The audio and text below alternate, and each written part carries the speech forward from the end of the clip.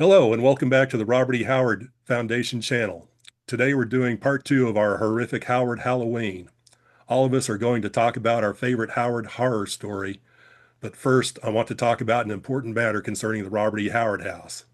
As you may or may not know, the Howard House and Museum in Cross Plains, Texas is in dire need of repairs to keep it standing and to allow visitors to come into the home and visit the areas where their favorite pulp writer Bob Howard lived and wrote his incredible stories. The house has been around for over 110 years and is starting to fall apart, and the repairs for it will be expensive. We have done two videos. The second video should be up on our channel by the time you see this video so that you can go and check those out. If you're interested in donating, you can go to the Robert E. Howard Foundation website, rehfoundation.org, and there is a link on the first page that takes you directly to the page where we have created a fund to accept donations to repair the house. 100% of your donations to the fund will be used to repair the house. Both the owners and operators of the house, Project Pride of Cross Plains, and the Robert E. Howard Foundation are volunteer organizations where none of us accept any sort of compensation for running those or working in those organizations. And so I know at least for the foundation, and I believe Project Pride are also tax deductible. But certainly if you donate to the foundation, we will also send you a receipt so that if you still itemize on your taxes for deductions, you will have that to show to the IRS. So please take a look at the link. It's www.rehfoundation.org. And please give generously if you can. And thanks to Bob for all of his work for you.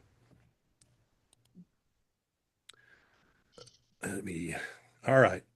So today on our panel, we have Bobby Derie returning, John Hocking returning, Bob Byrne returning, sorry, Bob, and Michael K. Vaughan returning. And we have a new person, Steve Shrewsbury, an author who's written, most importantly for us Howard fans, the short story on Brian Mockmorn that you can find on Amazon that is in ebook form, as well as several other heroic fiction and sword and sorcery stories and horror stories. So welcome to the channel, Steve. Thanks for having me. Can you hear me okay? Oh yeah, we can hear you fine. Perfect. All right. All right. Our assignment for today is each of us is going to talk about our favorite Howard horror story. And so we are going to start off with Bob Byrne, who is going to talk about the Steve Harrison story, The Graveyard Rats, which most people may not think is a horror story, but it really is in its overtones. So Bob, please take it away. If you see me looking down, my dog keeps circling me like a shark that detected blood in the water. It's raining outside. I don't know what he's doing, but and I'm over here to my play.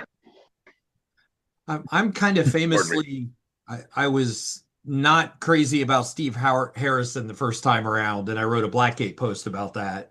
And William Patrick Maynard wrote a well, let's reconsider that, Bob, rebuttal post.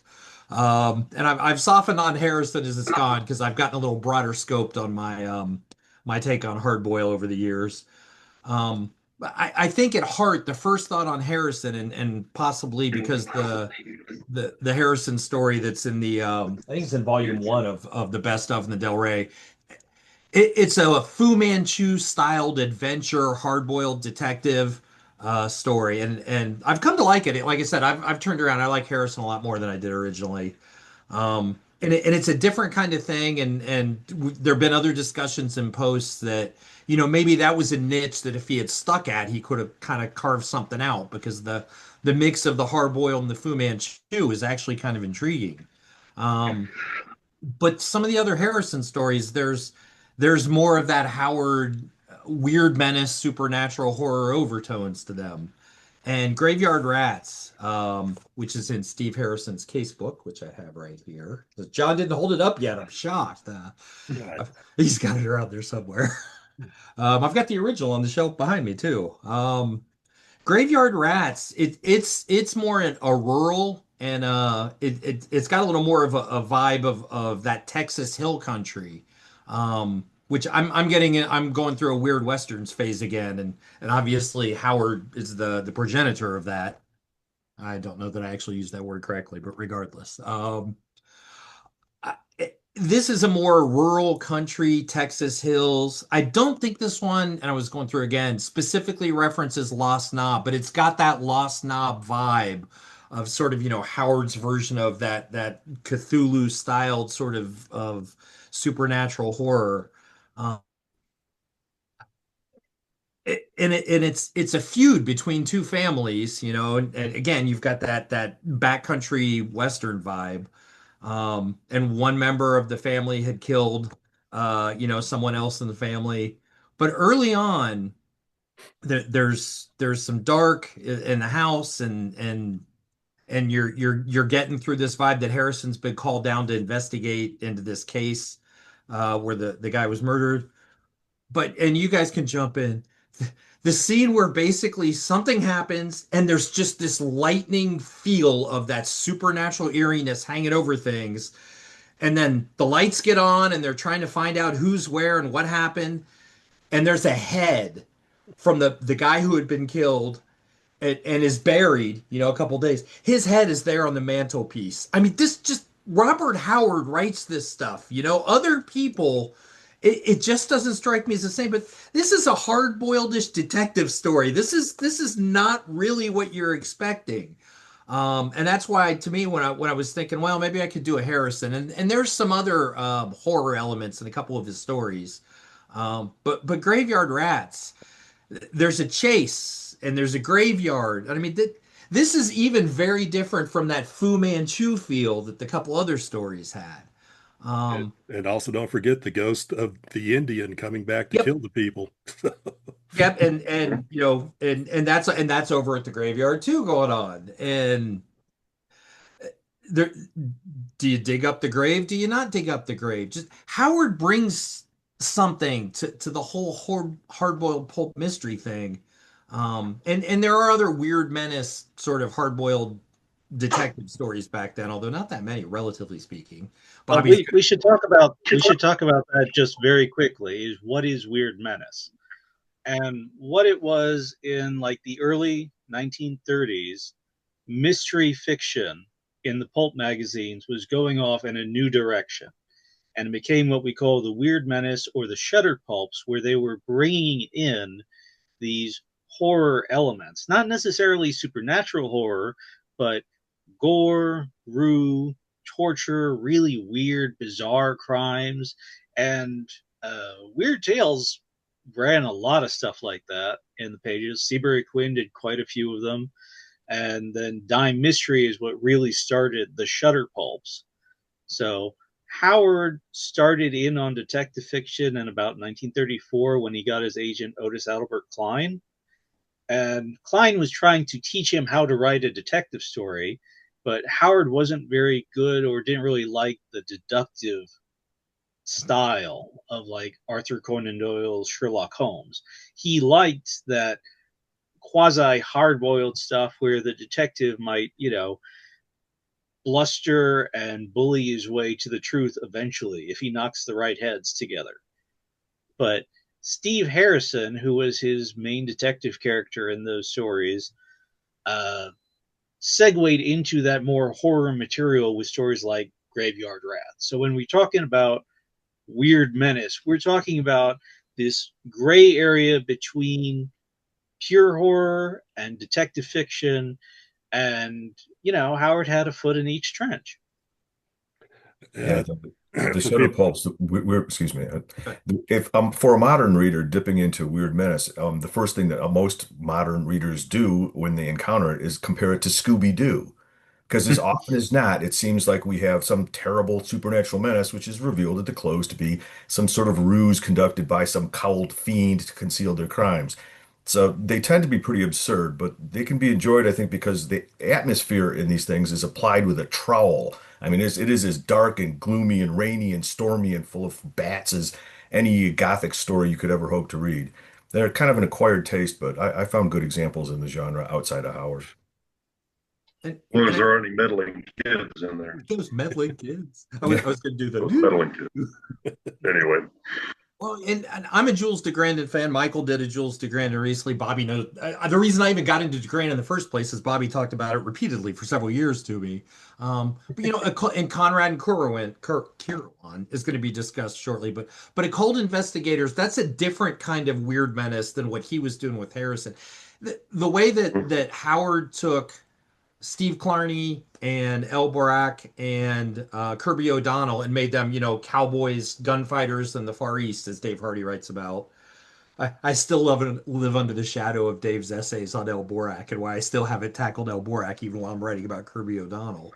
Um, Harrison is almost like a cowboy that's in that hard-boiled pulp environment, and as opposed to like an occult investigator. So you've got this weird menace, but it's more of that Howard supernatural weird menace elements type thing. And again, I could see Harrison as a cowboy very much the way he's a hard-boiled detective. This is a fast-paced story. It moves. They're on the move, but it goes out like John said. It is just a trench full of or an umbrella of atmosphere in this story. And actually, the Harrison stories have a fair amount of that. But instead of I forgot the name of the first story I was thinking of, where he ends up confronting the villain with a battle axe. I mean, that has that Conan feel to it, that Fu Manchu meets Conan. Graveyard Rats, the same way Weird Westerns was Howard bringing traditional Westerns with horror together. I think Graveyard Rats, especially that rural setting, and again, you get more of that in the Lost Knob, other horror stories. Um, he brought together horror and hard boiled, and like I said, I've reconsidered and grown with these stories. I'll probably be writing some more about that at Blackgate. I like this. It's not Hammett and it's not Norbert Davis, which are extreme ends sort of the hard boiled pulp that I'm into. But once again, Howard's got this spot, and Howard was really good at finding a spot and making it. Not just like taking something and saying, I'm going to do this really well. He created these niches. And the fact that Harrison is kind of both the supernatural and the Fu Manchu guy or style, I keep walking away the more I dig into Howard's different genres, except for one, John Bullard, which we're not going to talk about right now. More and more impressed with him as a writer, and the Harrison stories. Again, I went in kind of. This isn't my kind of hard boiled. I write about Raoul Whitfield and Dashiell Hammett, and now I'm appreciating Harrison more than I ever have, and that whole out in the rural vibe, and it kind of reminded me of Canaan a little bit as I was reading that, just that taking the story out and putting in a different environment with the hero. Um, I highly recommend checking out the Harrison, even though Howard didn't like writing mysteries. He didn't like writing hard boiled. You've seen the letters. I've talked about it in the blog. He still did it, and it's still good. And I think once again, maybe that's a market that he could have sustained, and things might have gone differently down the line. We've seen lots of speculation, but he gave up on it. And we have the I don't. Harrison stories, I, I'm sure Patrice, if he was here, would argue with me, but I really don't think that he gave up on trying to write hard boiled because he was still kind of testing stuff out and selling stories even towards the end of his life. Because and on a letter that he was writing to another agent who was wanting to become an additional literary agent for him, he told that agent that these are the stories or the fields that I write in, and he quite prominently says detective stories, that he's still writing or willing to write in detective stories, and this was late 1935. So I think Yeah. at the very least he would still be, if he thought he could make a sale, he would still be writing detective stories or hard-boiled stories. And it has to be remembered, Robert E. Howard had very bad luck with the detective magazines that he was selling to. Like, he'd sell to them, and then the magazine would go under. And maybe the story got published, and maybe it didn't. So it wasn't that he was a bad writer. It wasn't his most natural style. But he had bad luck with some of the magazines because it's, still the 1930s, still the Great Depression. So he did still list detective stories among his genres that he would write in, right up until the end. But I don't think he was actively writing any those last few months. We'll put it that way. Yeah, I think he pretty much just about switched over entirely to writing Western stories for those last few months of his life, seeing as how he was doing a great job on selling the Western stories, especially your favorite character, Bob. Um, but yeah, this is a Lost Knob story, and I can't remember. I'm sure Lost Knob is a stand-in for Cross Plains. What is the name of the town that his pseudo autobiographical character Steve Costigan lives in Post Oaks and Sand Roughs? Isn't it Lost? Yes, that's Lost Knob, isn't Yeah. it? Lost Knob. Okay. Yeah, I don't think I'd read Graveyard Rats before because I think I'd remember if I had. So I was taken aback by how determinedly lurid it was. I mean, Hmm. even by, pulp standards. I mean, chapter 4 was entitled Rats in Hell, which is pretty direct attempt to like make you get a reaction. And the close of it, with the villain being devoured alive by a horde of rats. Um, Anybody ever read James Herbert, the Hmm. Yeah. British author James Herbert? The climax of the second book in his Rats trilogy, Lair, features a scene very similar to that. And I can't imagine Herbert ever read, Graveyard Rats, but the sheer grisliness of the scene is just leapt out at me. It's pretty horrific, pretty The rats ghastly. are chewing on Steve Harrison while he's trying to get out of the grave, the coffin, and his Yeah. arms pinned. I mean, that is lurid. Yeah, with a capital L. He's That's explaining the extremely pain lurid. he's feeling as the little rat teeth are gnawing on him and devouring him. And yeah, that's rather explicit. Y'all, y'all ever had a rat run across you or bite you? No. I'm a farmer who has baled hay an awful lot when I was younger. And Hmm. somebody says, "Why do you tie twine around your pant legs?" I said, "So they don't run up your leg if a rat falls out from the bottom." And we've had nests hit me, and I've never been bitten, but I've had something run across me long time Yeah. ago. That was a wonderful experience. But that's always the gag, is they'll run up your leg. So No. for the babies, yeah, that farm living, you can't beat it. Yeah, no, thank you. Still live on it.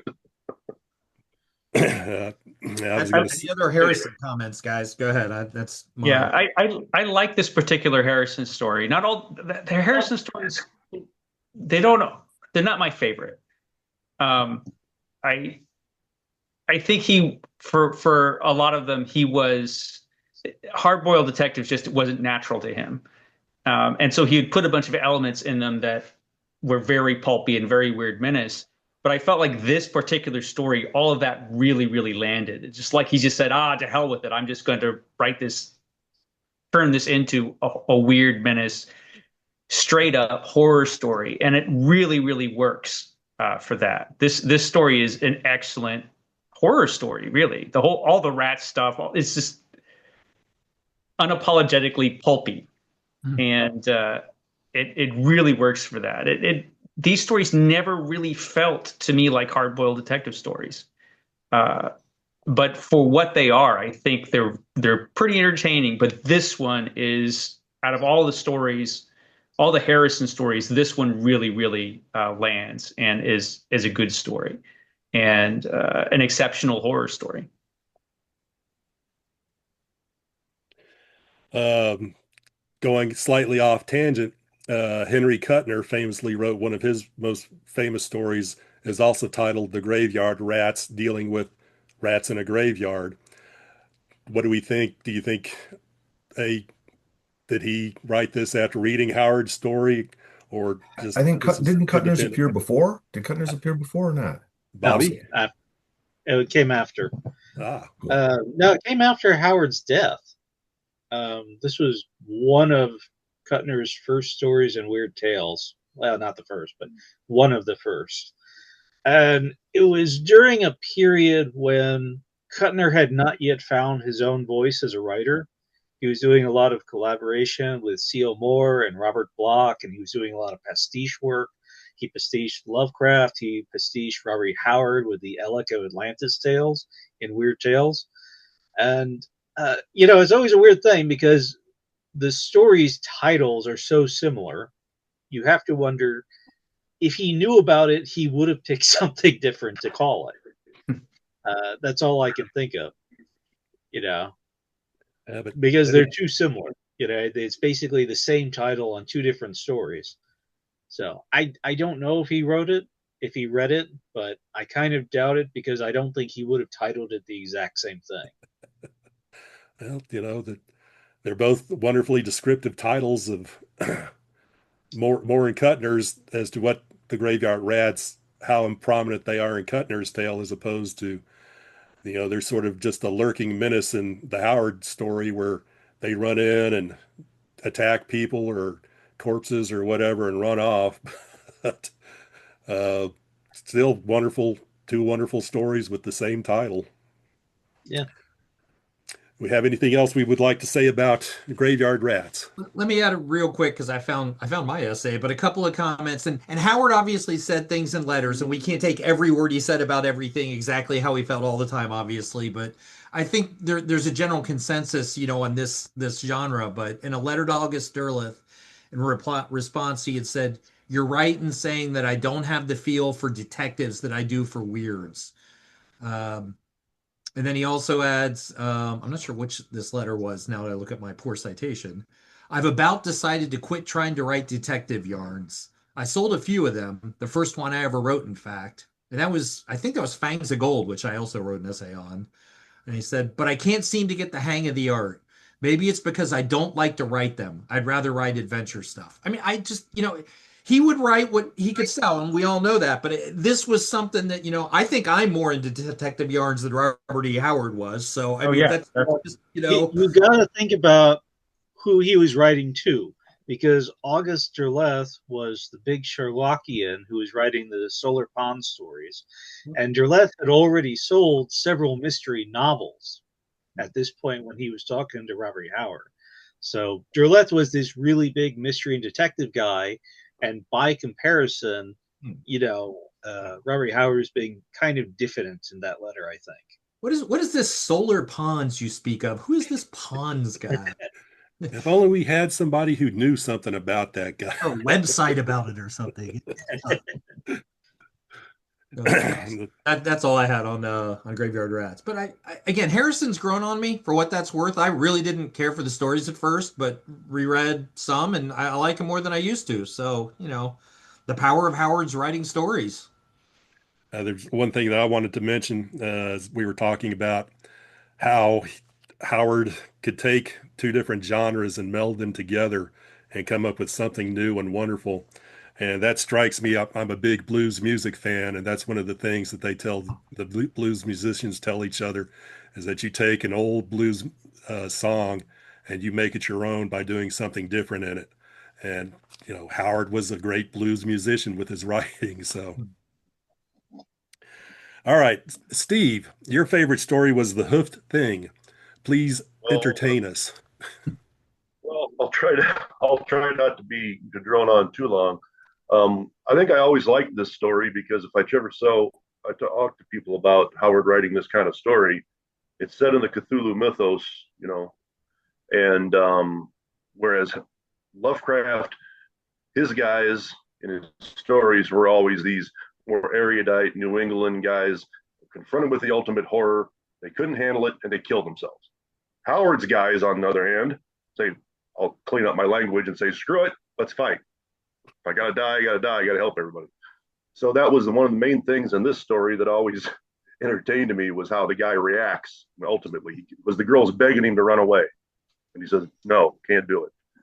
But the whole story build up to that, when everybody, it's like this really kind of a mystery story, and then there's the old creepy old guy at the end of the block, and Howard weaves a good story about that and how he goes and has whiskey with the old boy and stuff, and here's the little hooves upstairs where here's like a tapping, and then it slowly becomes like a goat, then it's like a colt, and then it's getting bigger and bigger. Well, it's not the most, it's a flawed story, certainly, because when he finds the girl later in the story, and she has this recall that goes on forever, and that's a little bit much. But I always love telling him, people saying that, because he said, or just that he discovers this guy's brought in this creature from the Gulfs outside of time, and it's getting bigger, and keeps feeding it bugs and mice and then cats and dogs and now babies, and he's giving it people. It keeps getting bigger and bigger. Well, I always thought it was something that, and he decides he's got to confront this thing, or he's got to do something about it. The thing I always love to say is, he just happened to have the sword blessed by a saint in his house. Wow, that was freaking lucky, wasn't it? I wish I had one of them. Yeah. And I mean, also, absolutely. what is it? Like the same evening, it's like he just happens to sit down with his copy of Nameless Cults, just pops that open and Yeah. reads a little bit, finds the The what, appropriate the Dusseldorf paragraph almost edition? immediately. Yeah, I'm like, what are the odds? I'm like, I said, In a story like I this, was telling pretty good. I was telling a fellow at work, Jim, about this, and I said, he just happened to have this sword blessed by. He goes, God, that was lucky, and I'm like, sure was. But the thing I love about the story, it's so Howard, is you're caught up in the mystery of it all, this mystery Cthulhu thing, or not Cthulhu himself, of course, but it's like that atmosphere, and it just shifts into this surge of how he would love. It's like freaking Conan or somebody shows up, and he's like, my blood speaks and all this shit. And he, pardon my language. And he goes up there, and when he fights it, it's got the big hooves and the tentacles, and he's slicing them off, and his arm breaks, and he's just giving it everything to kill this thing. And it's a heck of. I love the fights. I love to write fight scenes too, obviously. But yeah, I always thought that was just awesome with the sword. But it almost sounds like you're describing the horror on the mound. That's interesting. Yeah, it's an interesting parallel there too, because I thought of that as well. And for a guy who probably wasn't planning to be analyzed as much 100 years later, he was writing. And as we said earlier, I believe John said he probably had a good time writing the story. And it was like I said, it isn't the best horror story he ever wrote, because I think that's probably Pigeons from Hell or another. But I always had a fondness for that story, because it was such a contrast between Lovecraft's guys, who I always thought were, I was like, come on, man, you're going to kill yourself? But this was a young farm boy reading this stuff. So I probably identified a little more with his heroic fighter guys than that. But I understand that, of a certain mindset, that you couldn't confront such a horror as that. And I'll never, probably because I was raised by a guy he was over 50 when I was born, World War II veteran. And one of the things he said to me was, he goes, Stephen, if someone tells you they're going to beat you up, hit them. They don't want to fight. Why are you talking? That wasn't the best fatherly advice I ever got in my life, but he's right. A bully will, you don't ever, he was a big fellow, bigger than me. So, but I always identified with those kind of characters and that kind of person. So that's why I was rooting for this guy. And I'm like, boy, lucky he was in the neighborhood. So anyways, it was a good story. I always loved that. Well, contrast of that way. The hero is really identifiably Howardian, very much a Howard hero. But I was kind of taken aback by the description of the monster. And so I don't think there's ever been another monster that answered that description in any of Howard's other stuff. I mean, it has like a triangular head, thing on the roof, compound eyes. Yeah. I was trying to think of that myself. Yeah, I like the legs and the tentacles and the head. It's like, wow, that was a cool monster. So Bobby, is the thing on the roof answer the same description? Because I don't remember it that way. Well, you don't see the exact same thing with the thing on the roof, but when you think about, you hear those tapping of hooves up above. Yeah, that's where he's really bringing in the same elements as in the Hoofed Thing, because you've got that same auditory clue that goes to the same sort of monster. He had a couple of otherworldly entities in various stories that are similar in appearance, even if they're not exact. Like you might compare this one to the monster in The Fire of Ashurbanipal, which is another one that's very a conglomeration of different elements with some tentacles thrown in there. But the hoofed element with the Hoofed Thing and the Thing on the Roof, they're very similar. He was definitely going off of a very similar image of what it was supposed to look like. He just goes into more detail here.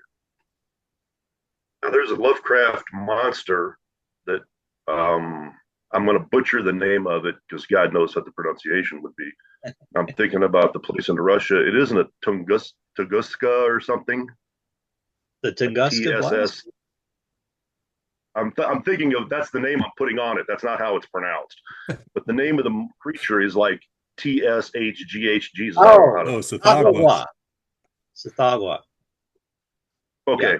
Sorry, because No. that's what I see the name and I'm like, who is the famous? There's a famous writer that says when you see a name in Russian, just make up your own pronunciation because then that's easier to remember it that way. So Wasn't for that some Chekhov? reason, my mind said that when I saw that. So, but I don't know if that's a similar. The name was never meant for human speech, basically, So it's all right. Yeah, well, yes. So yeah, Howard took a lot of inspiration from Tsathoggua in making his toad-like monsters. That was the big thing, was the toad-like aspect. Yeah, I think I had a creature like that in something, and they were growing it, and I had it similar to this monster here, but it had like a toad head and like insect eyes, and I was just thrilled. Awesome. But yeah, and it kept getting bigger too, but it had tusks coming out and something. And real quick, I would just contrast that with how we all just sort of tossed out when we talked about Valley of Lost Women, how weak the Lovecraftian monster was at the end of that one when we talked about it during the Conan thing. Whereas this, it pulling from that story and going over to the Cthulhu, that's the kind of monster that stuck with. Obviously, it stuck with Stephen, and he's still doing this.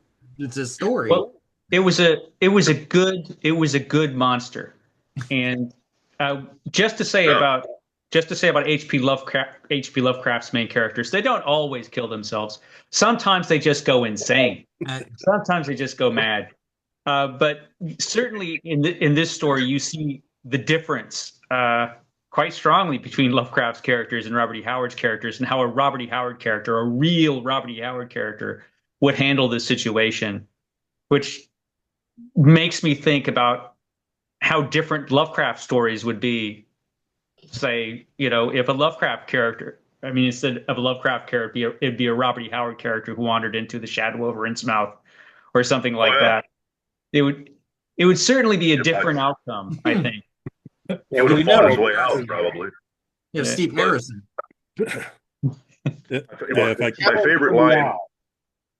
My favorite line from the Hoofed Thing is when he's going up the stairs, he says, "Fear can become so intense it defeats itself." I don't know why I think that's so damn cool. I just do. Because it's almost like, heck with it, Yeah. So, in the middle of all that, that line pops out. But very, very cool stuff. Well, when Robert E. Howard characters, when they feel that great fear, instead of, other people would collapse or succumb to that fear, just become quivering, and ineffective. His characters fight. That is their go-to. They fight, that's the survival mechanism they go into. Yeah, if I may, I'll read just this one line which encapsulates Howard's character. It's towards the end there where the character of Michael has come back and rescued Marjorie from the basement, and he's getting ready to go upstairs and see what's going on and confront the villain, not Stark, and see what exactly this big thing that's clumping around upstairs is. And Marjorie says, "But what can you do with your puny weapon, his magical sword?" She wailed, wringing her hands. "I don't know," I answered, "but this I do know, that demoniac lust is no stronger than human hate, and that I will match this blade, which in old days slew witches and warlocks and vampires and werewolves, against the foul legions of hell itself. Go, take the dog and run home as fast as you can." That's a Howard character. That is awesome. You betcha. Lucky he had it. Narratively, narratively, the Hoof Thing's very interesting because Howard had developed this attempt at starting a story with a very prosaic, very contemporary viewpoint. You know, when you've got sort of a flapperish girl worrying over a dog named Bozo, that's like this super as far from horror as you can really get. And he drags that out a little ways, but he did that with a couple of stories that weren't always successful. But he was trying to stretch out the buildup. He wanted to start from a place of utterly mundane, utterly contemporary, urbane, sort of, and then he wanted to go somewhere else. That was always the journey he was taking the reader on. So the Hoof Thing is a very good example of when that works, I think.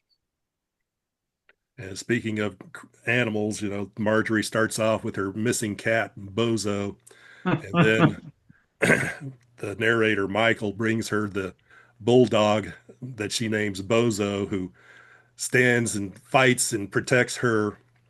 And, of His course, life for it. Howard also used the bulldog for Mike for his Sailor Steve Costigan stories.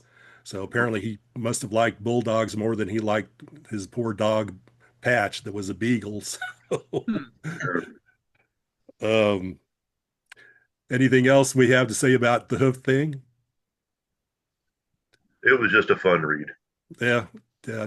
Like it wasn't his best story ever, but I thought it was cool stuff just because of the elements we talked about and him throwing some hero stuff in there in the middle of all that. So yeah, I was going to say that when you were talking about having that cool fight scene, that I could just imagine, if you get one of these Hong Kong martial arts movie choreographers, you'd have the narrator swinging his sword at this monster as it's jumping up in the air, trying to stomp him to death with its big hoofs.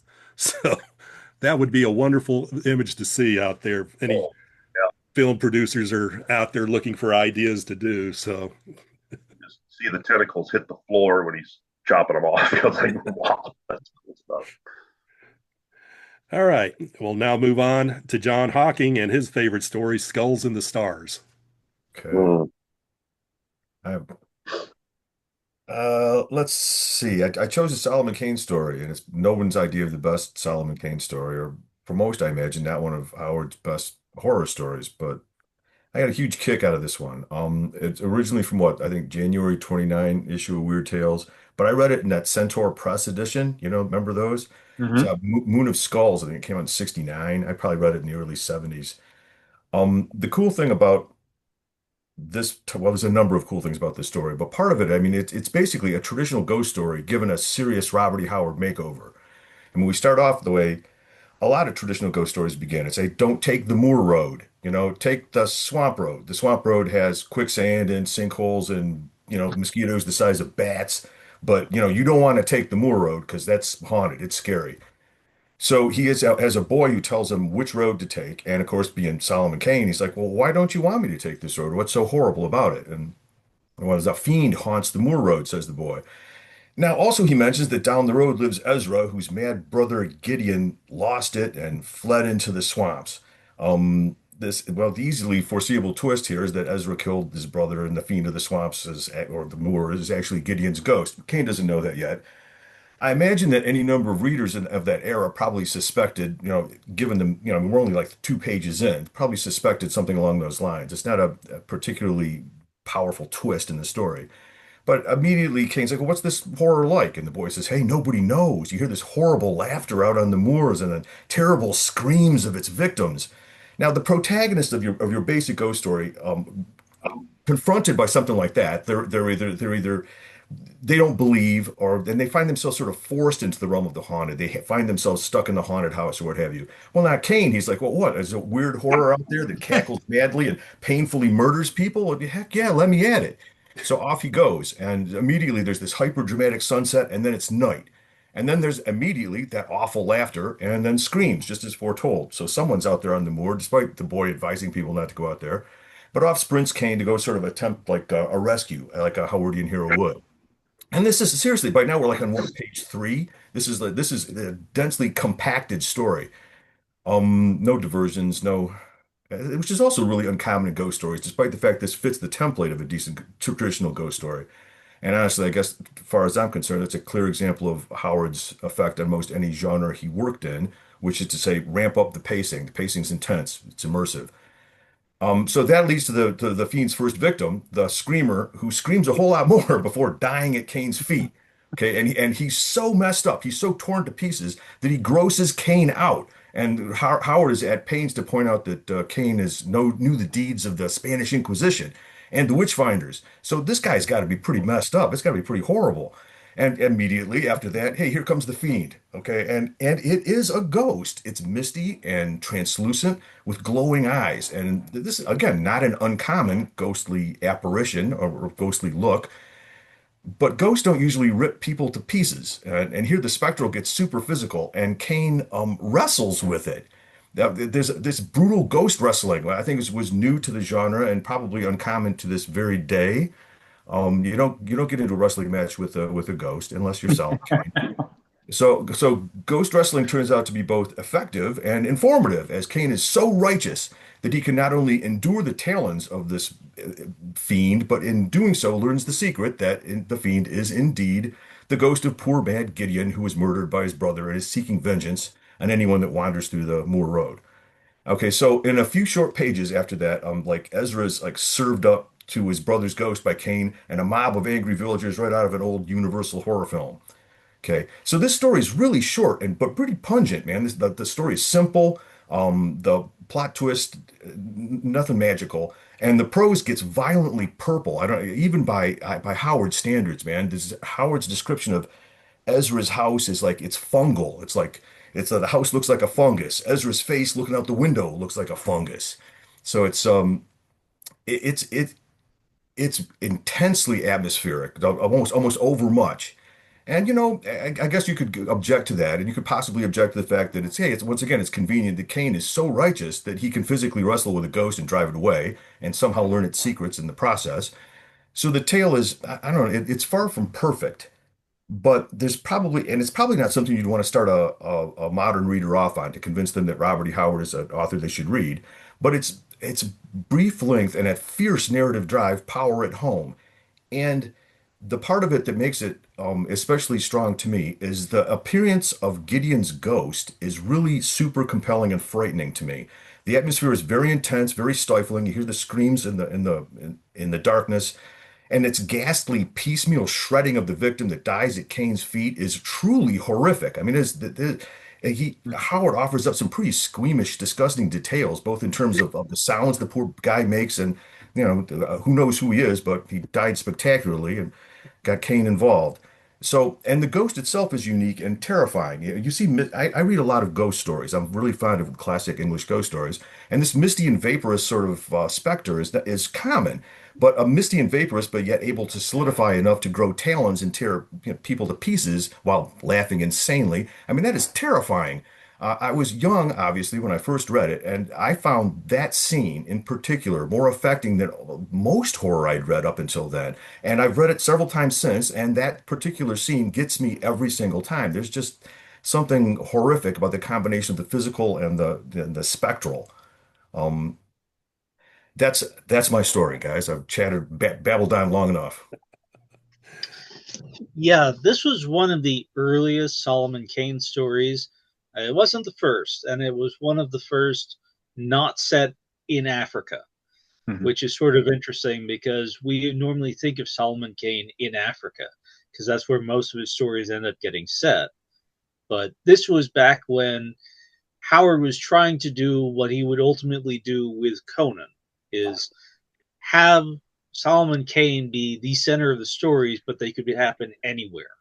So, you've got The Rattle of Bones, which was set in the Black Forest, and you've got this one, which is on the way to Torkertown, and the Red Hand that was set in Torkertown. And this was an early effort by him to try to make Solomon Kane this guy that would come across these ghostly happenings.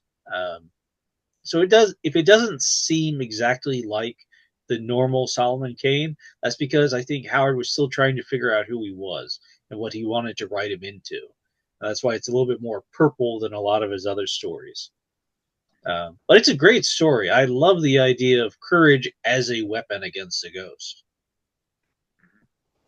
Yeah, I have a strong I have a strong tolerance for purple prose, so I had no problems with that. This story is excellent. This is an excellent short little horror story. It reminds me a lot of the kinds of stories you would find later in EC Comics, where you have like this short little story with this, if not a twist ending, at least a really strong ending where, you know, the character who needs to get vengeance gets revenge. Often vengeance of the undead. Yeah. Exactly. Yeah. And the ghost in this, as you pointed out, is so dangerous. It's probably the most dangerous just ghost that I could think of off the top of my head. This thing will rip you to pieces. And when I first read this, that struck me. And also Solomon Kane fighting this ghost, as you said, getting into a ghost wrestling match. And how do you fight an intangible ghost? And he ends up defeating it with the power of his righteousness and his courage and his determination, which says, I think, a lot about Solomon Kane as a character. If you read all the Solomon Kane stories, it's no wonder he won, because that is the kind of guy he is. He's so single-minded and so righteous that, of course, if anyone's going to beat a ghost at this kind of thing, it's him. And then the ending is just like that, you know, EC Comics ending at the end. I think it's solid. I think it's a rock solid horror story. I was going to say some of my favorite lines from the story that explain Solomon Kane is when he's being told by the boy about the dangers out on the moor. Kane replies, and sort of along the lines of what he said in the first Solomon Kane story, where he comes upon the poor woman who's been brutalized and is dying, about men shall die for this. When he hears about the danger out on the moor, he says, the lords of darkness have laid a curse upon the country. A strong man is needed to combat Satan and his might. Therefore I go, who have defied him many a time. And then it writes, as he's starts fighting the ghost, and it starts out losing, but then he starts winning, and the ghost is like, hey, what's going on here? He says, for man's only weapon is courage that flinches not from the gates of hell itself, and against such not even the legions of hell can stand. So that's some of the wonderful writing that Howard did in explaining Solomon Kane and his single-minded drive to go and confront and defeat evil in the world. Knowing what a geek I am, I'm saying those words along with you as you're reciting. Yeah. Yeah, it's great stuff. I mean, Yeah. I remember reading that and he said, "Well, don't go that way." And he's like, well, "I'm going that way." I was like, You know, you could sort of like see as why not go on the moor? There are monsters on the moor. He's like, hey, let's go do this. Hound of the Baskervilles. He's like, well, I'll go on. But, yeah. Good stuff. Anything else that we want to say on Skulls and the Stars? You know, Bobby mentions Rattle of Bones, which is my favorite Solomon Kane, and you know, it fits in that Michael's this short little thing, but the horror and supernatural elements in the Kane stories are always what keeps bringing me back. I just think Howard makes those with you know, this just Puritan righteousness of Kane that never wavers, and again kind of created this thing, and it's Robert E. Howard, and it's very, very Robert E. Howard, and even as adventure stories goes, you know, these are pretty cool adventure stories. Very much so, yes. Doing that blues musician again, where he takes an adventure story or a horror story and turns it into something else by adding something else to it that you would not have expected in the beginning. And I was going to say, just off the top of my head, Michael, you said you don't know of any other ghost that's quite as horrible or as vicious as the one in this story. And I was just thinking of the Edward Bulwer Lytton story, The Brain in the House, which is based on the legend of the haunted house there at Berkeley Square in London, where you have these people who are going into this deserted house or whatever, and whatever's living in the house, the ghost that's living in the house is so terrifying that they run and either die from fright or, as I remember, one of the stories is that two sailors were staying in the house, and when the ghost started coming up, that one of them ran out, was able to get out, but the other one jumped out of the second or third floor window and died by impaling himself upon the fence outside the house. So they didn't get a chance for the ghost to close with them, but apparently that was a very terrible ghost that was supposed to live in that house. So Yeah, Howard You wrote got me. one like that as well. I don't know, the ghost and Hold That Ghost with Abbott and Costello, but fine, whatever, guys. I can't get old blues songs out of my head that have been redone now that you brought that up, like Robert Johnson's Sweet Home Chicago and the Blues Brothers doing it much differently. And all kinds of examples. I'm like, yeah, he's right. All right. And now we move on to two stories that Bobby and Michael will cover, and they have a shared theme of what's going on in them. So, Bobby, if you will take us or start us off with your story, The Children of the Night.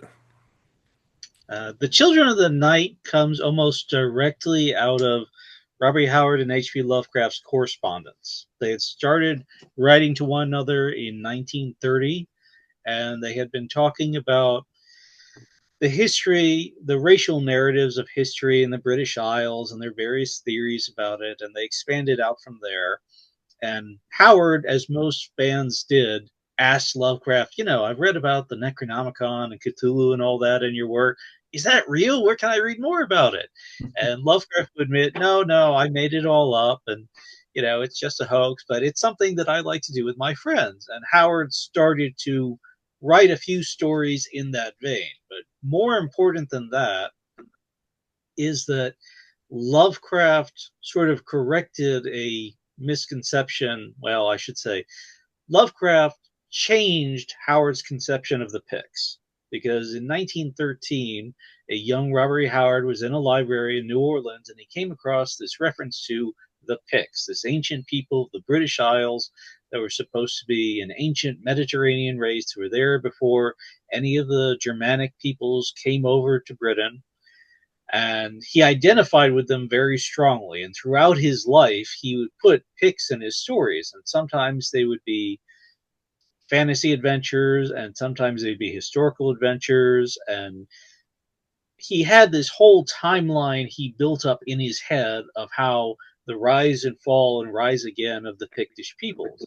And the most popular ones we know of are Brule the Spear Slayer and the Cull stories, and Bran Mac Morn, who was the king of the Picts in sub-Roman Britain. But when you look at those early stories about the Picts, when you look at the early Bran Mac Morn stories and the Lost Race and all that, it's a divided people. You've got the small dark men that are the real Picts, and then you've got this hybrid monstrous race who are these sort of deformed dwarfs, and they're supposed to be the ones that inspired all the Celtic myths about the little people in the Britain. He's taking Arthur Macken's idea of there was an actual Stone Age race that is the underlying reality beyond all the stories of changelings and fairies in the British Isles. But once Lovecraft gets into him, he says, well, this is how I read Machen. And I read it as, the Picts and the little people were totally different. So you had the small dark men, and then you had this monstrous other race who were actually from Asia. And Howard and Lovecraft were drawing on then contemporary ideas of anthropology.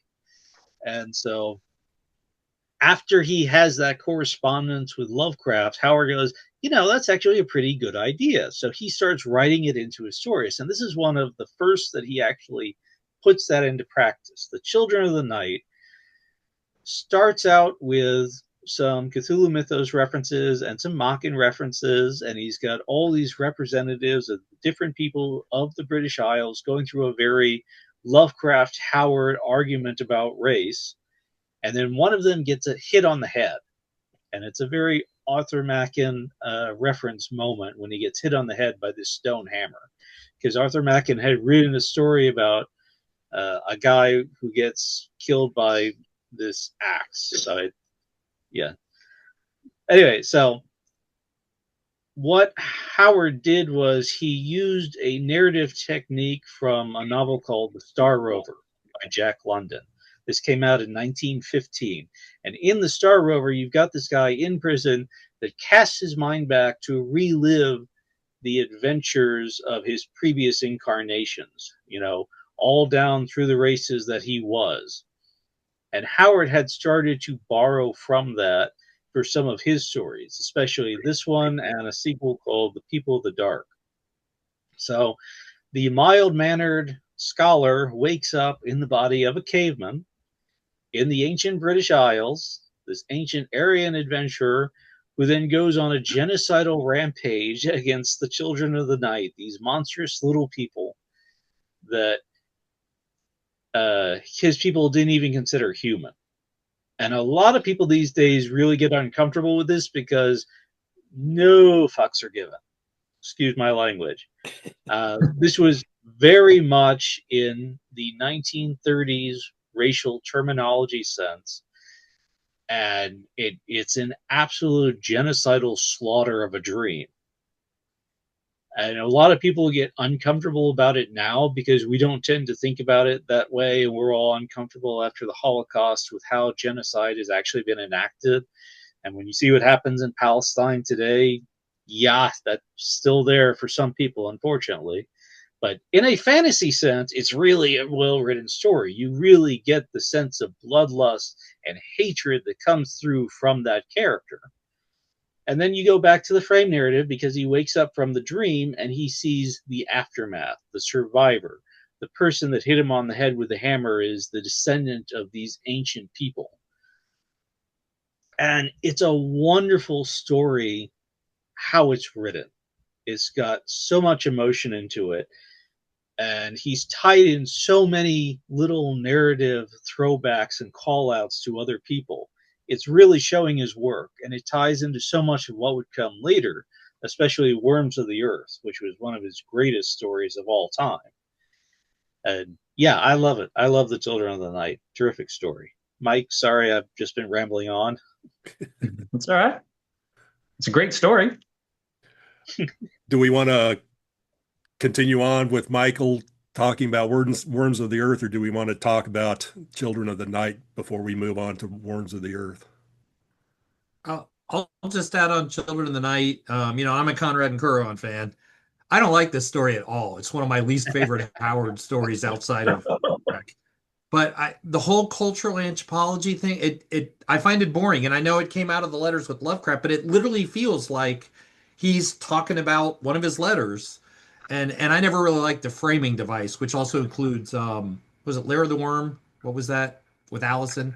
I didn't really like the Allison stories. So, I mean, I know a lot of people like the Allison stories and they like the framing devices. I don't. So this story is like the one Conrad and Curran I never recommend to anybody. It's the last one to get to, but to each their own. And this one didn't do anything, especially within the context of being Conrad and Curran, which I don't think you even mentioned them at all talking about the story. They're that little of it. Yeah, okay, so for two things. James Allison was the protagonist in a series of stories from R.E. Howard where he's this crippled Texan who remembers incarnations of himself from earlier days. And they're usually very fantasy-inflected adventures, but some of them are very well known, especially the Valley of the Worm.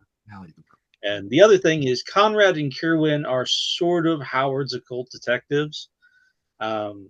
They're not occult detectives in the Jules de Grandin sense. They're more of the Mason and Dyson, Arthur Machen sense, where you've got these scholarly guys that are interested in something and they come across something that happens. Would that be accurate, Bob? Yeah, I think so. Yeah. Yeah. So they are there at the beginning. They don't do much. But yeah, this is technically part of their stories if you consider their stories a whole series, which is an argument into itself.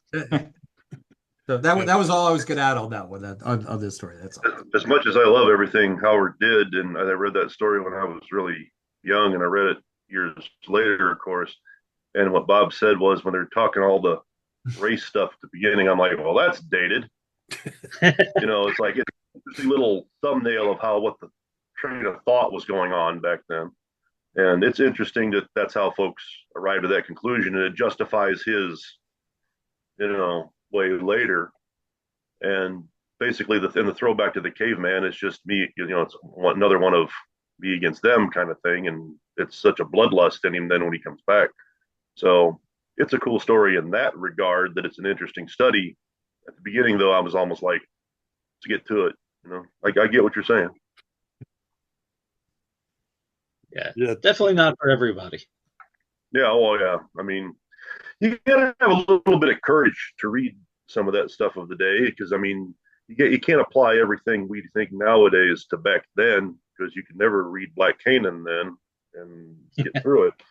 Yeah. But I mean, it's one of them things, or. But you can turn Black Canaan into a Marvel Conan the Barbarian comic, however. Yeah. Patrice would have thoughts on it. The whole thing is you have to see Children of the Night as not a proto-Conan story, but a proto-Conan story. This was Howard moving toward that direction of the barbarian adventurer. Because what he does in Children of the Night is, you've got the framing story. Guy gets hit on the head, has this dream as being an adventurer, then wakes up. People of the Dark, same thing. Guy gets hit on the head, has this dream of a past life, wakes up. What's different with the Conan story is there's no frame narrative. There's no James Allison. There's nobody in the present that gets hit on the head and wakes up as Conan the Cimmerian. It's just Conan. It's just him in his fantasy world. He ditched the frame entirely. And that's kind of what makes it work, in my opinion. Yeah, talking about, because you were talking about Conan, for people who might be getting confused and thinking, I don't remember any Conan the Cimmerian tales like that. This is coming from the People of the Dark, where the character in his past life is named Conan. And for there, it's actually a love triangle that starts off the story where I forget his modern day name, and another guy are wooing a woman, and he's invited both the woman and the man to go caving with his plan of killing or doing something to the other guy to get him out of the way. And as they're he's in the cave or something, he gets hit on the head and regresses to his past life, where amazingly he and these two people were same people way back in the time, and that his character's Conan was an Irish or Gaelic reaver, and the woman was, I guess, inhabitant of Britain, a Briton or a Welsh person, and so he was going to go and rampage and pillage and take her off, and the other guy was, I guess, her love, and so they end up fleeing into this same cave system at that time, where they run into the monsters, the little people that are living inside the cave, and they have to fight their way out and everything else. And he turns out to be a good guy in his past life, and then when he wakes up in his modern life, he says, I'll just go ahead and let them, says they really love each other, so I'll just step out of the way and won't kill the other guy. So I believe that subgenre is called vaginal spelunking. Okay then. Anyway, and seeing as how Conrad and Cuaron are just kind of name checked in this, we think this might be like one of the first Conrad and Cuaron stories that Howard wrote, and he kind of said, I like these two characters, I'll see if I can create something with them from this point on. Okay, nobody cares. I don't know. That could be so, yeah.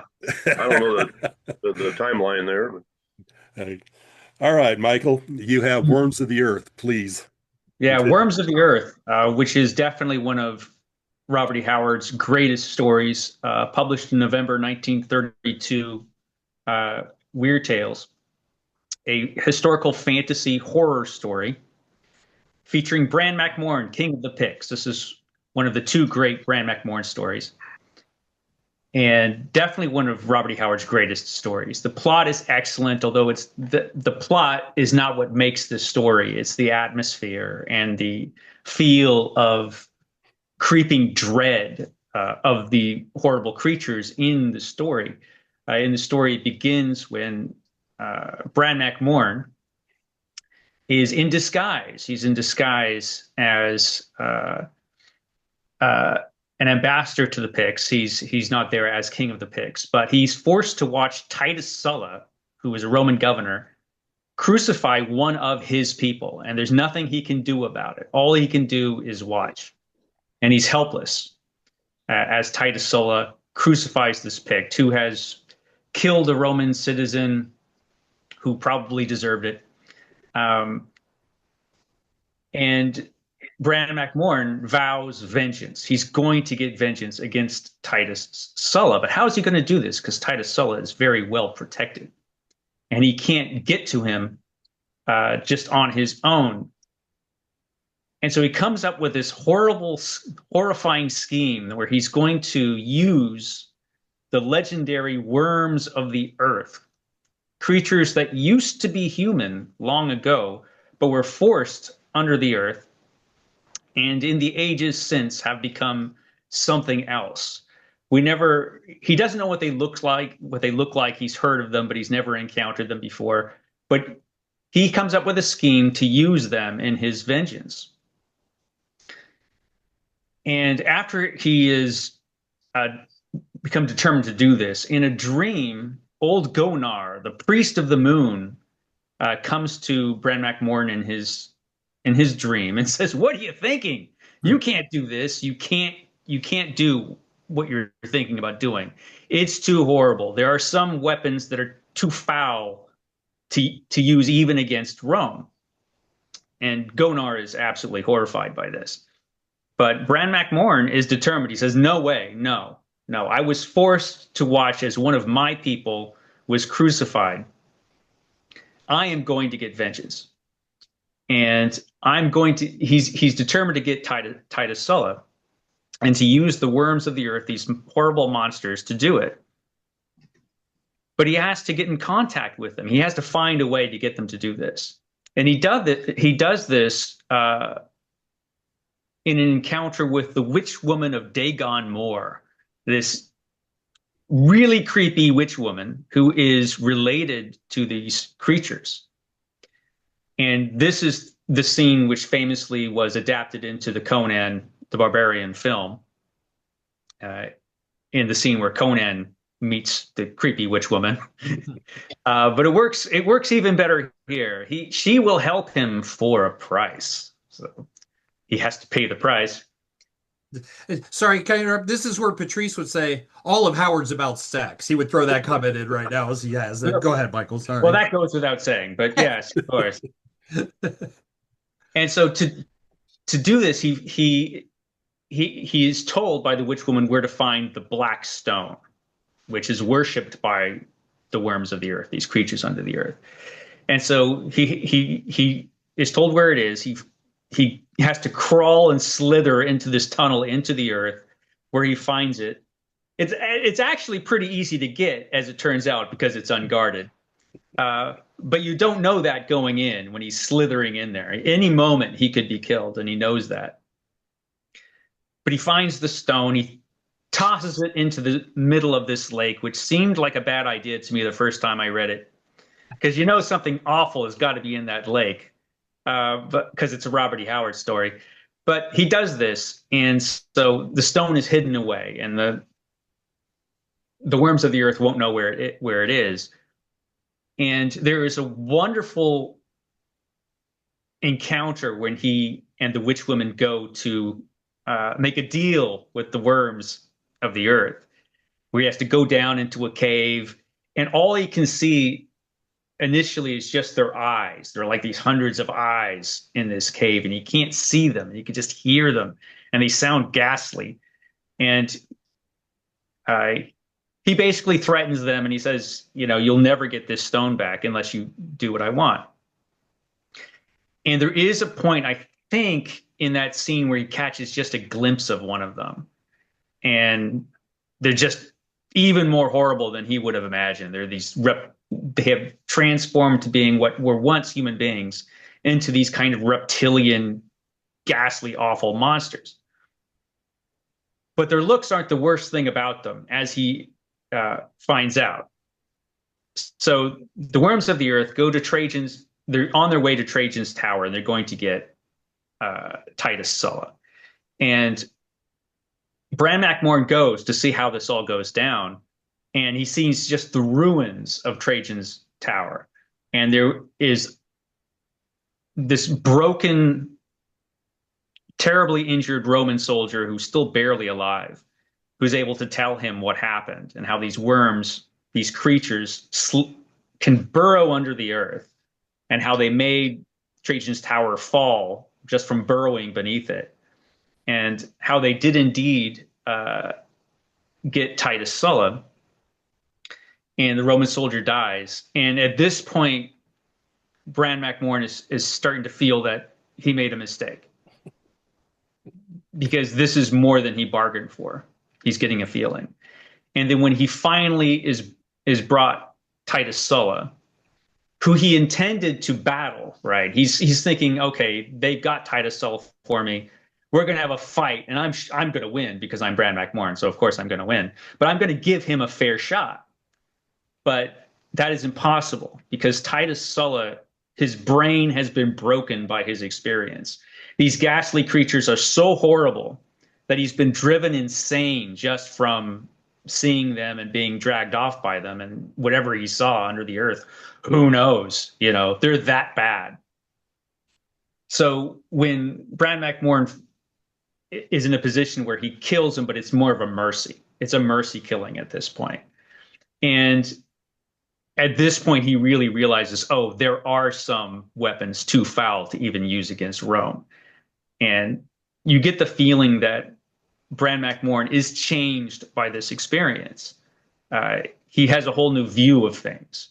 And the Romans are practically brothers to him next to these creatures. That's just how foul they are. And that's the basic plot. I don't do it justice because, like I said, the strength of this is the atmosphere, the way it's told. It's definitely a horror story. It's a fantasy, historical fantasy. But because Howard is in his element writing this, it feels more real than a lot of his contemporary horror stories do. And the horror elements, I think, work a lot better in this story than they do in some of his more modern Cthulhu mythos type stories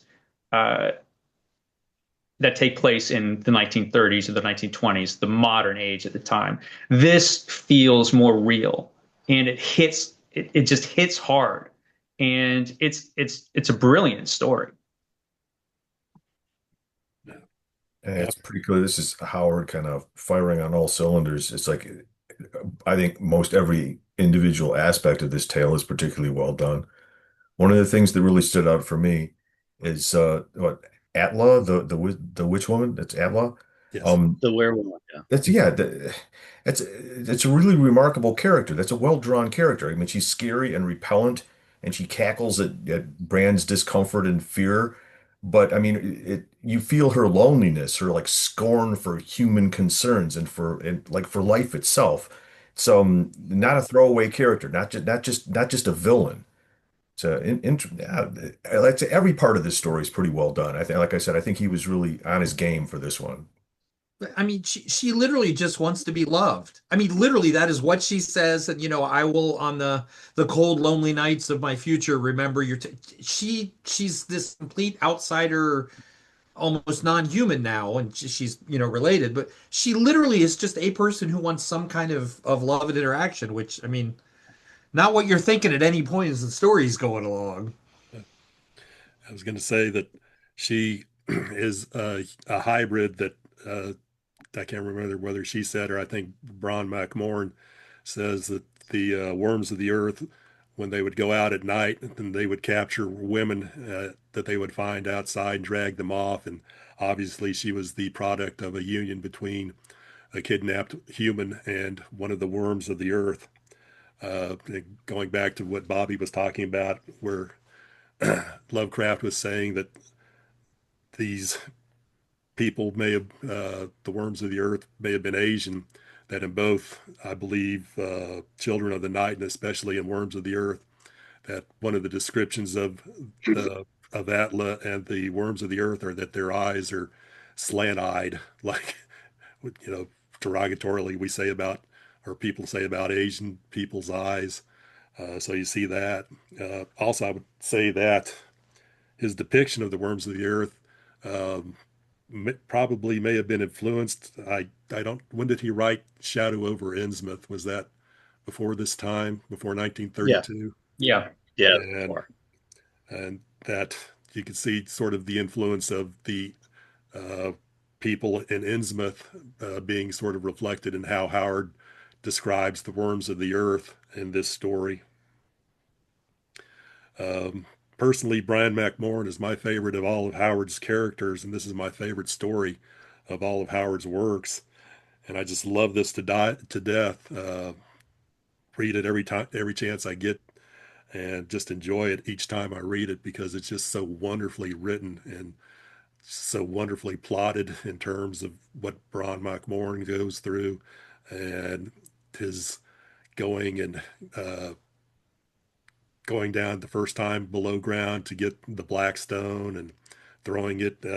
Got a lot of use of, you've got Atlas, the witch woman of Dagon's Moor, and he has to go to, I believe it's Dagon's Hill or something like that, to get the Blackstone, and then he throws it into Dagon's Mere, which Mere, of course, is being British for lake. And then they go to the final meeting between the worms of the earth, and Bron McMorran is at, I believe it's Dagon's Circle or something. Dagon's Ring.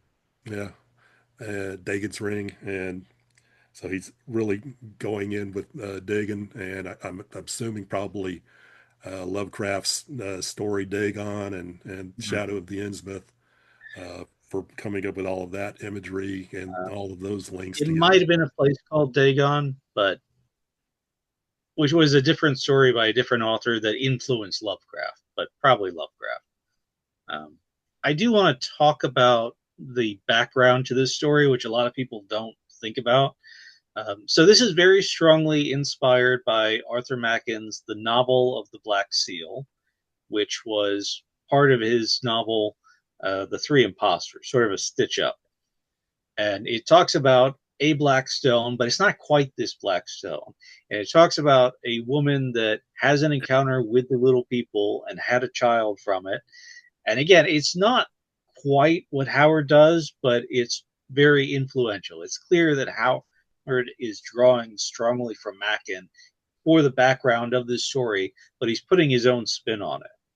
And when we talk about the worms of the earth, the people of the dark, the children of the night, Howard has made clear that these are all supposed to be the same people, that they started out as this almost human race, and then they degenerated over time as they lived underground, driven underground by the Picts. And there's that strong colliery that they're very much a parallel to the Serpent Men that Robert Howard used with the Shadow Kingdom and the Cull stories. They're not quite the same, but it's the same antipathy toward anything reptilian that Howard has that he expresses in his stories. The background that most people don't get from this is it's drawing very strongly from Howard's Spears of Clontarf cycle. Because when he talks about the werewoman of Dagon's Moor, the only other time Howard uses the term werewoman, it's for a character in those Spears of Clontarf stories, even of Craglia, who is the werewoman, because initially she's depicted as a Pict, as someone who is separate from the Irish and the Danes and just this other character who's in love with one of the Irish heroes. In a later version of the story, she's made into a more fantasy Tuatha type character, but she's still That's someone who's separate. That's someone who's alone. And that's what he brings her into in this story. Is it's still set in the British Isles. She's still this outsider character, this bridge between two worlds, but now it's darker. Now she's this wonderful, complicated, villainous character in a way that she wasn't in any of the Clontarf stories. And it is a terrific story, but if you see it in the context of how Howard was writing, this is where he's marrying his Celtic stories and his Pictish stories and his horror stories, and he's putting all these influences together into one epic. So a lot of people, they just don't see the background to that, so I wanted to mention it. I was going to say the Clontarf stories, for those of you who don't know, are Spears of Clontarf, and I forget the other one, where he was writing about the great battle where the Irish finally broke the Vikings' hold on Ireland and drove them out. And I believe he wrote just a straight historical, which is, I think, is Spears of Clontarf. And then he rewrote it with a supernatural element in it. And I forget the name of that story. The Grey God Passes. Mm-hmm. And then he did a modern story, which was taking off on that, called The Cairn on the Headland. I love The Grey God Passes. That's probably in my top 10. Love that story. Yeah, Hey, great story. this is neither here nor there. Michael, you mentioned that this is one of the two best Brand stories. It's maybe the best, but maybe the second best. What was the other story you were thinking of? Kings in the Night. I was wondering if King's Knight or the Dark Man. I didn't know what it would be. Yeah. Which was Kings of the Night, which is, a fantasy war story, basically, a story of just straight up battle and King Cole, time travel. It's a Howard team up. Come on, it's wonderful. Yeah, it's a Howard team up, exactly. It's excellent. I don't think it's at this level, but it's a great story. And this story is cool. It's great to know all of that background information on the story, because there's just so much in this story, and everything works so well in this story, the atmosphere, the plot, everything. And it's interesting because we have Bran McMorn, Howard's main character, who's clearly doing the wrong thing. He's doing something he should not do. He is wrong. But his need for vengeance is so great that it blinds him. And over the course of the story, he realizes through the events of the story, oh hell, I did the wrong thing.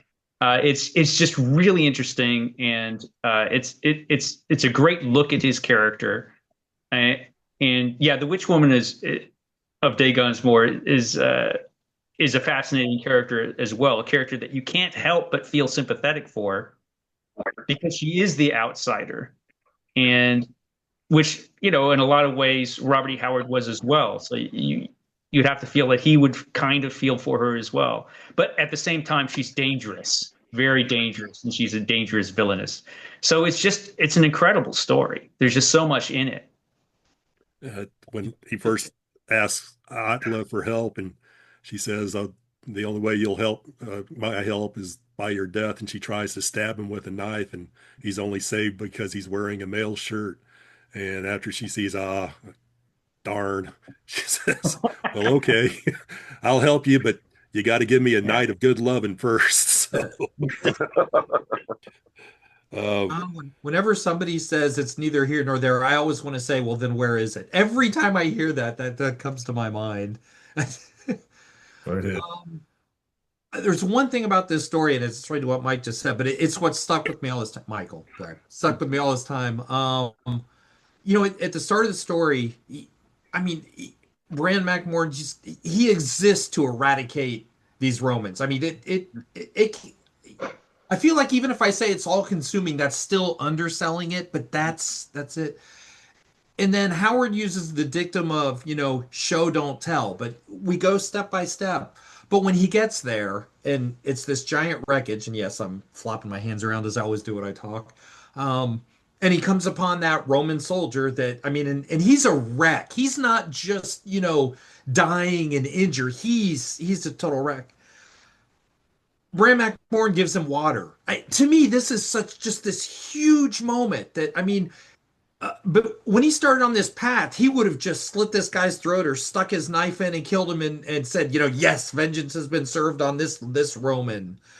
But from that start of that all-consuming, they all must die for what he did to this, they did to this servant of mine, this citizen of mine. And then, as it went on, he's like, oh crap. And then you get to that moment, and you've seen this complete transformation in Bran McMorn that he gives this water. That is the ultimate, basically, mercy to a wounded, dying soldier, and through time. In the Civil War, you see that a ton of time. Water to somebody who's dying, but it's a gesture. And I took that away. That's literally one of the things that has most stood out in this story for me since I first read it, and showing that's where Bran Morn got to, and that's what he did. And Howard, that's powerful, I think. I'd also bring out just the fact that Braun would even consider doing this because, as we talked about, the Picts were the ones who drove the worms of the earth underground, and they are hated enemies of each other. So that where Braun would even go to a hated enemy that he's never seen, has only heard tales about, but he's desperate to go ahead and see if he could get their help to get the Romans fought and destroyed and driven out of the land. It tells you how much he hated the Romans and how much he was willing to basically sell his soul to get his dreams accomplished. One other thing I would like to mention is that he's starting out as in disguise, and his name is Partha MacOthna. Mm-hmm. And one of the things that Howard and Lovecraft were talking about was the, I guess, legendary character of Partholon, who led, I forget, was it the Celtic or Gaelic migration into Britain and on into Ireland. So he's obviously, and Howard talked about that person in the letters to Lovecraft. So I think he's probably drawing off of Partholon's name for the Partha MacOthna. Probably, yeah. And of course, for those folks who don't or have not read any Bran MacMorn, his name, Bran MacMorn, Bran is taken from the name of a Gaul who fought the Romans and defeated them in the 4th century BC, and was able to ransom off the city of Rome for them, and became a massive boogeyman to the Romans until the Romans finally defeated the Gauls in the 1st century BC. And then, of course, the MacMorn would be Mock for son, and then Howard said Morn stood for Raven, so it's Bronze, son of the Raven, is his name, as it would be in English. Yeah, he was taking a variation off of Irish because he didn't know any Pictish. So instead of having MAC, it was MAK. Yeah. He was ripping off of old Irish names there.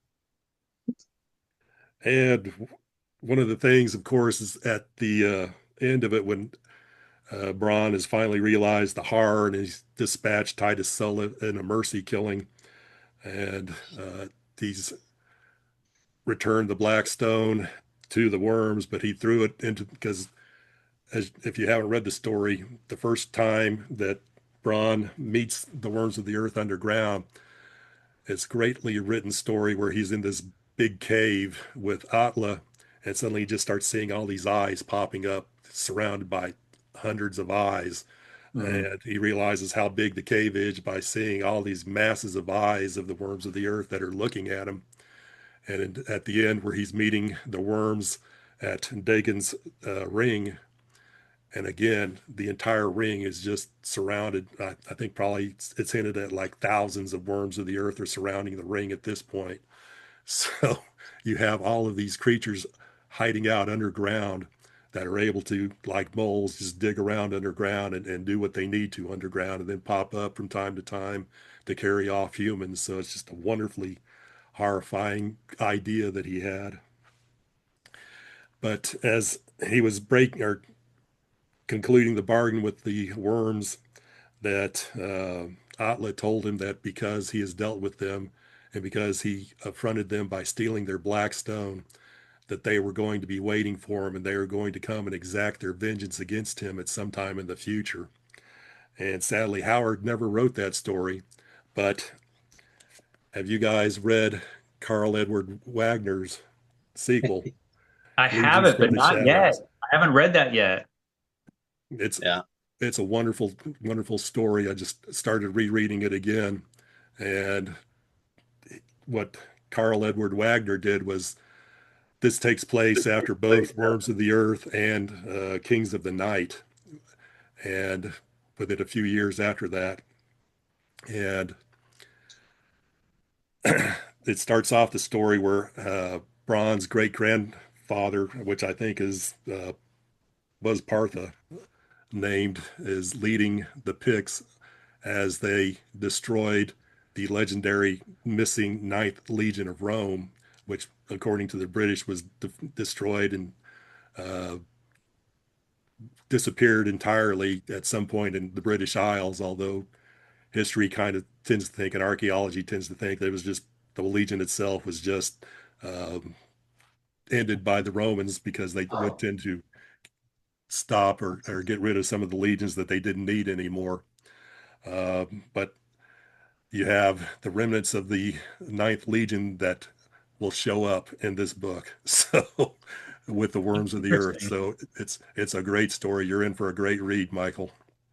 Oh, good. I might read that next.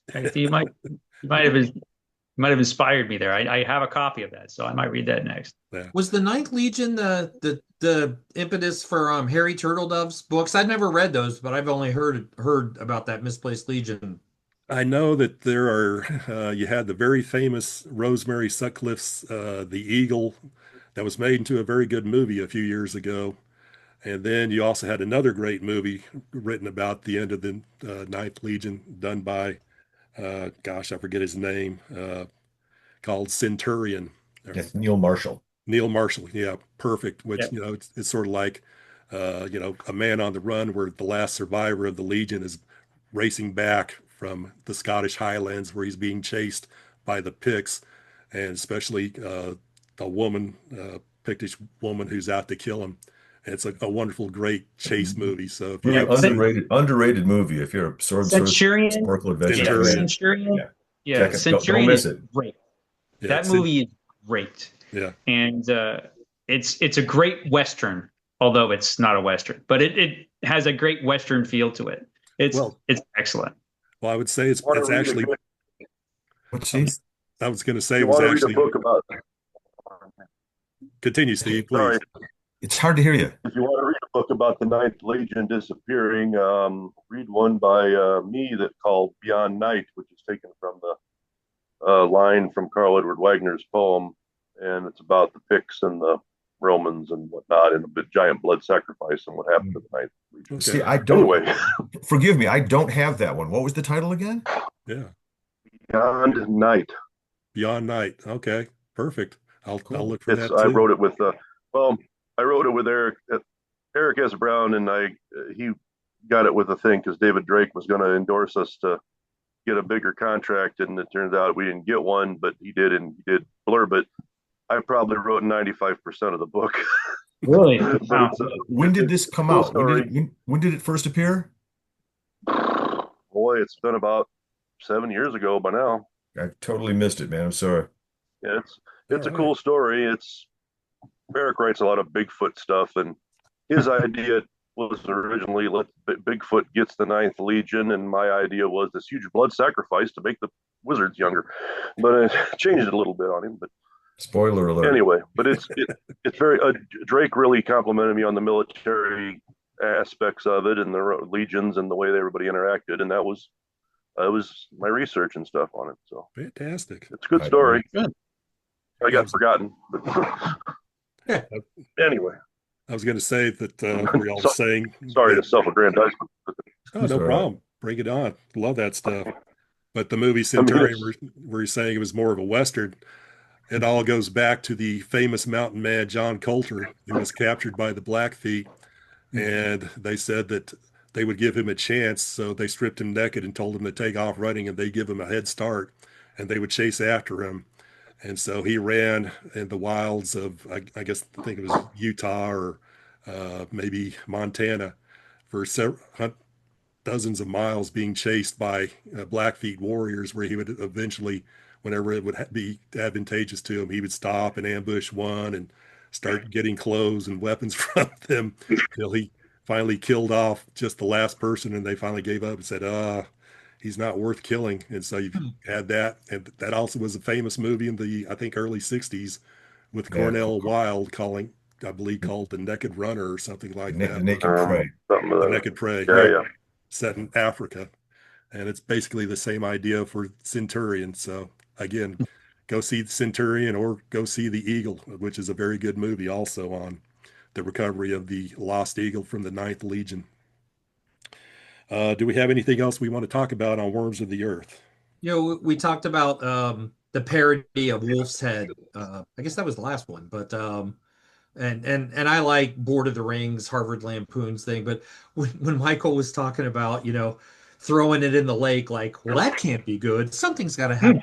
I have had from the first time I read that stuck in my head that he would come back and it would be the lady in the lake, and a hand would come up with the thing. And I mean, it's ridiculous, but I've literally wanted to write a parody of the story solely because I want to have that be the thing that happens. And it's ridiculous, but that I didn't have a bad feeling when he had just this idea of tying in the Arthurian thing as a parody.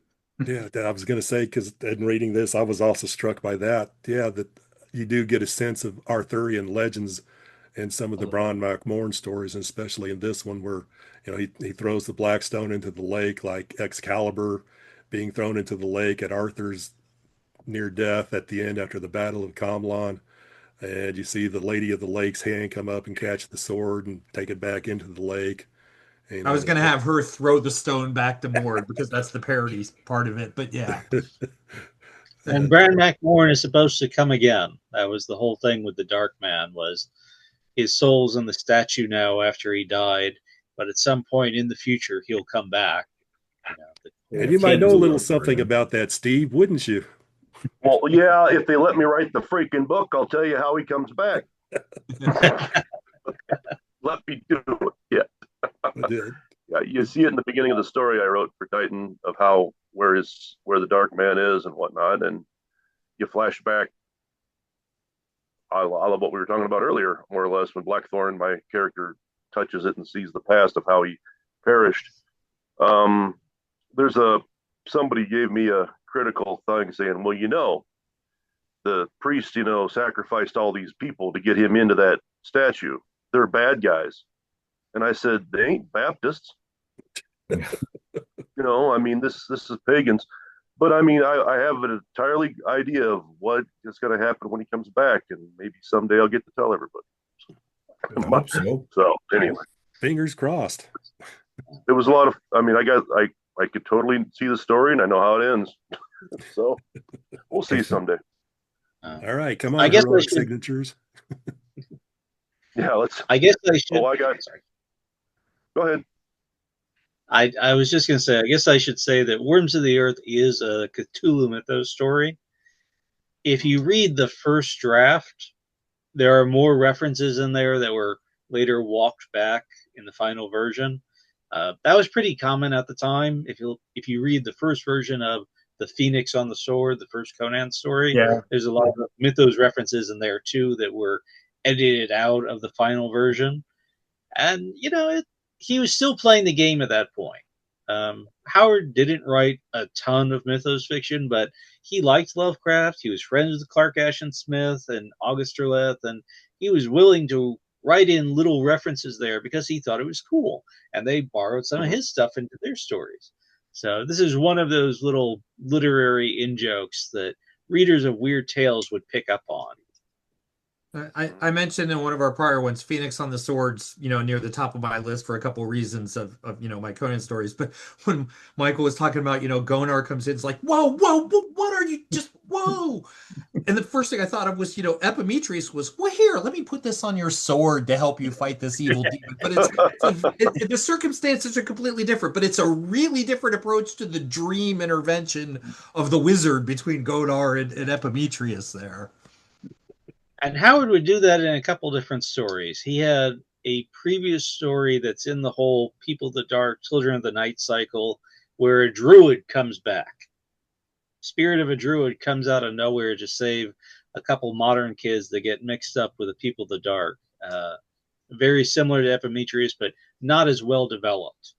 And Howard was probably drawing on Tros of Samothrace when he was describing druids in that spec. Which is kind of interesting, because if you look at Kings of the Night and how he has the druids there, they're all dark and grisly and cutting the hearts out of people to read the future. But in this later story he wrote, there's a white druid. There's this nice, good, and golden druid, which is, again, going back to some of his letters with Lovecraft, where they debate, what were the druids actually like. And neither of them had any clue, but they were going off of fiction. And so Howard's perspective changed a little bit depending on what kind of story he wanted to tell. But that whole ghostly apparition coming in to intervene was not uncommon at this age, at this point. Yeah. All right. So anybody have anything else to talk about? Worms of the Earth or Children of the Night? All right. We're now moving on to our last two stories. Sir? Our last two stories, the first story that we're going to talk about, Patrice Louinet wanted to talk about, but he's not with us today. So we're going to do our best to talk about it, and it is a very touchy story for us to talk about. It's Black Canaan. Bobby, you said you wanted to start off on this? Yeah, I'll start off on this. Okay, so when Robert E. Howard was a little boy, he was living in a town in northwest Texas near the Arkansas border, Bagwell. The northeast. Northeast, sorry. Bagwell, Texas, and he knew an ex-slave. And she would tell him stories of the plantation and stories of the Black people's folklore there. And he learned about this guy called Kelly the Conjure Man. And Kelly was a folk magician and healer that would help the Black communities, but he got a bad reputation. And he wrote about Kelly the Conjure Man in a letter to H.P. Lovecraft. And Lovecraft said, you should really take that and run with it. You should write a story about that. And Howard didn't do it right away, but eventually he did decide to take Lovecraft up on the idea. And he took Kelly the Conjure Man and he wrote what became Black Canaan.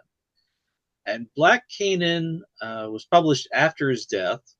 It has more instances of the N-word in one story than in all of Lovecraft's stories combined.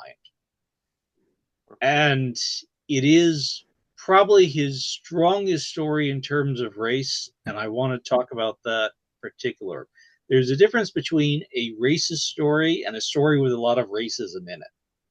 A racist story takes the perspective that Black people are inferior or criminal, or another way, it takes the basic stereotypes of racism and it makes them real for the narrative of the story.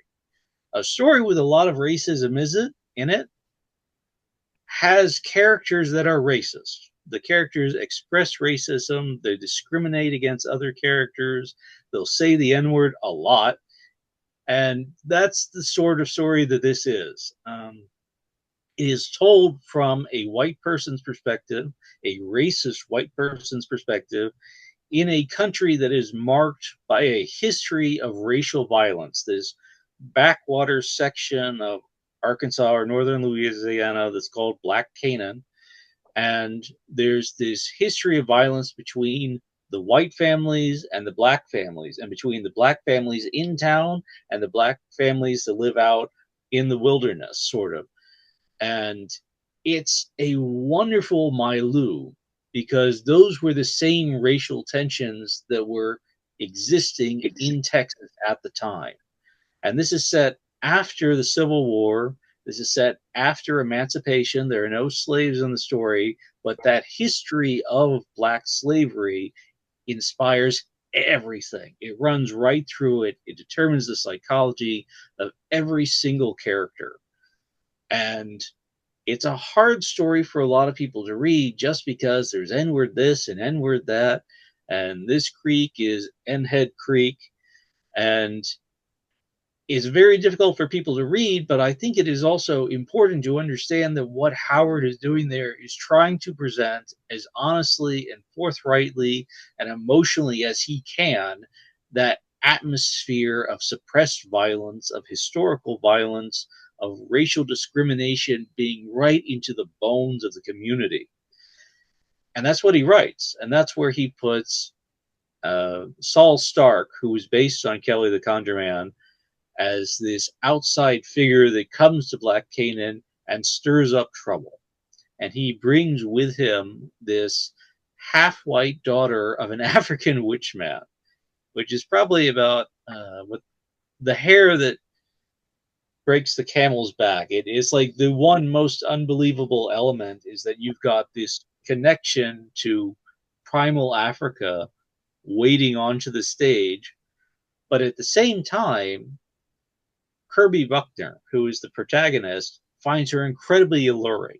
You know, you've got this racist white guy that's almost lusting after this mixed race girl. I don't think it's almost. Yeah, all right. Yeah, nothing almost Well, about it. I say almost because there's an element of magic to it. There's an element of enchantment, but it's also the whole psychology there that's working itself out, part of which is said and part of which is unsaid. And that is what makes Black Canaan such a compelling story, is the psychology involved, what they say, what they don't say, how they act, what they're doing. I love it. I think it's a great story. I don't think it's a story you'd start a kid out with or somebody that's new to Howard with. But if somebody really wants to understand what the racial tension was like in that atmosphere at the time, I think Black Canaan does a great job of it. Yeah, I was gonna. But yeah, I read a ton of pulp fiction from the 1920s and 30s. And one thing that becomes very clear very, very soon when you read all of that stuff is that the world at the time was a very, very racist place. And racism, blatant racism, was common in pulp stories, shockingly so. And, you know, these are stories that are written for, in the pulps, for the common, the average American, which in their mind, the average American is white, because a lot of these writers can't imagine that anybody other than white people are reading these stories, it seems like, which of course was completely untrue. But it does, it holds up a mirror to the era. It was a racist time. And some of the stories, like if you read some Doc Savage stories, the racism in a Doc Savage story, which when there was racism in those stories, very often it was about Asians. There's a lot of racism directed against Asians at the time. The racism in a lot of pulp stories and in Doc Savage stories or whatever is more offensive than in this story. Because as he correctly pointed out, this just shows you the racist world that these characters live in. These characters living in Texas at the time would use this language. But the story itself is not saying that Black people are inferior.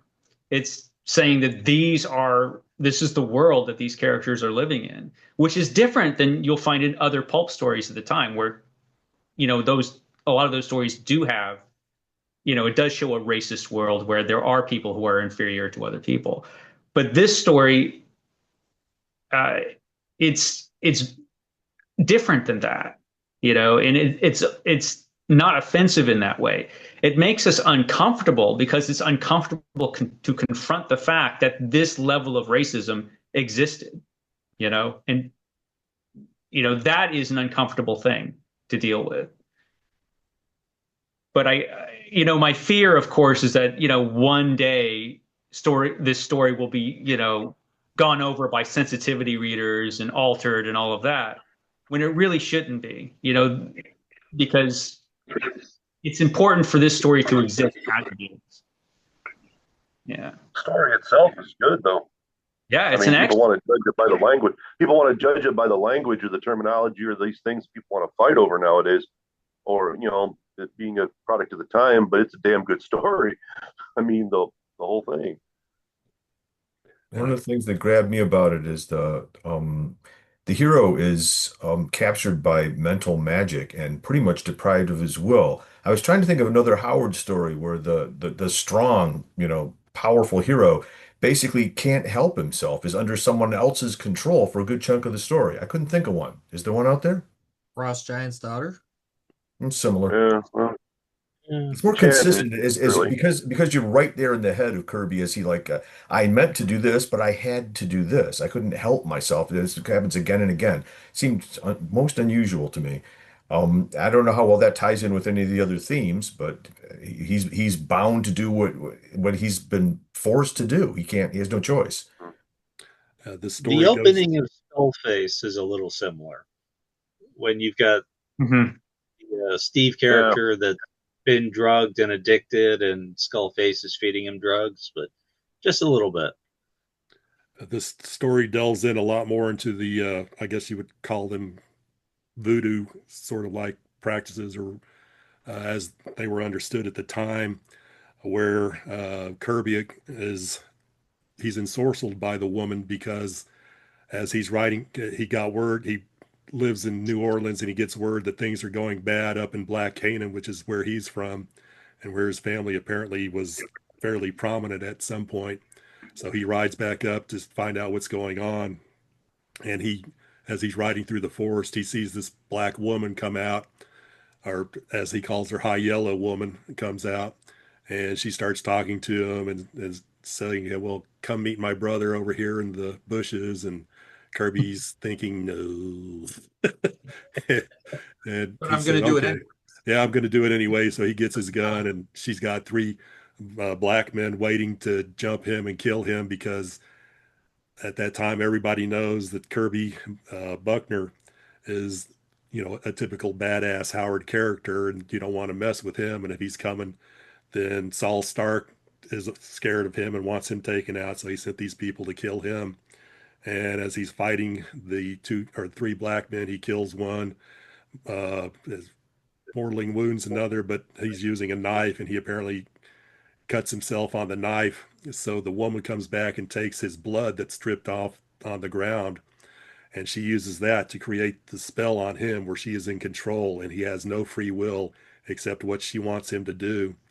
And she's going to have him come to the big voodoo dance that they're going to have and see their plans, because Saul Stark is based, as Bobby said, was based on Kelly the Conjure Man. And I think I'm going to correct you, Bobby. I don't think it was Mary Bohannon that told Howard about Kelly the Conjure Man. I think it was his paternal grandmother who lived in the region, the Ouachita River region of Arkansas, where Kelly the Conjure Man was. And that Howard's kind of fictionalized as the Black Canaan region. But also Howard used that, and also the character, or the actual historical person, of John Morrell, and writing his Beyond the Black River story, where he came up with the character Sogar Sag. And John Morrell was a white man who ran a game in Mississippi, where he would be a wandering preacher wandering around, and as people would come to hear him preach, he would have his gang steal their best horses from the people. But he also would take black people and he would sell them into slavery, and then he would have it so that the black person would escape. He would go back, catch the black person, take him back, collect the reward money, then help the black person to escape, and they would kind of work this throughout Mississippi. And his ultimate plan was he was going to get all of the black people that were his friends and were his underlings, as well as his white people, and they were going to start a slave uprising in Mississippi and overthrow the whites, and he was going to declare himself king of Mississippi. And that is what Saul Stark is wanting to do. He's wanting to get the blacks there in the Black Canaan region because it's a region that's uh, cut off from the rest of, going to say Arkansas, although they don't really say it's Arkansas, by borders of one river, the Black River, which I think is a stand-in for the Arkansas White River, and then the two creeks that feed into the Black River, and make himself king of that region of Black Canaan and turn it into his own black paradise. Um, and I would say, as everybody was saying, the racism that Howard uses in this is, yeah, he is using the N word as the blacks and the black, not the black, the whites and the Black Canaan region are referring to the blacks. But, I was always, as I was reading it, I always thought of Kirby Buckner as being more of, it's sort of an oxymoron, as an enlightened racist because he treats the blacks fairly. There's one black that had escaped, and they were getting the backstory on what Saul Stark's wanting to do, Tope sorely. And so he was too scared, didn't want to tell the whites what was going to happen because he knew that Stark was going to kill him. And so they were going to whip him. And Kirby Buckner says, "You don't need to whip him. Tope, you know me. I've always dealt with you and other blacks fairly and give you square deals. And so you can talk to me. We'll protect you." And so Tope starts talking to Kirby.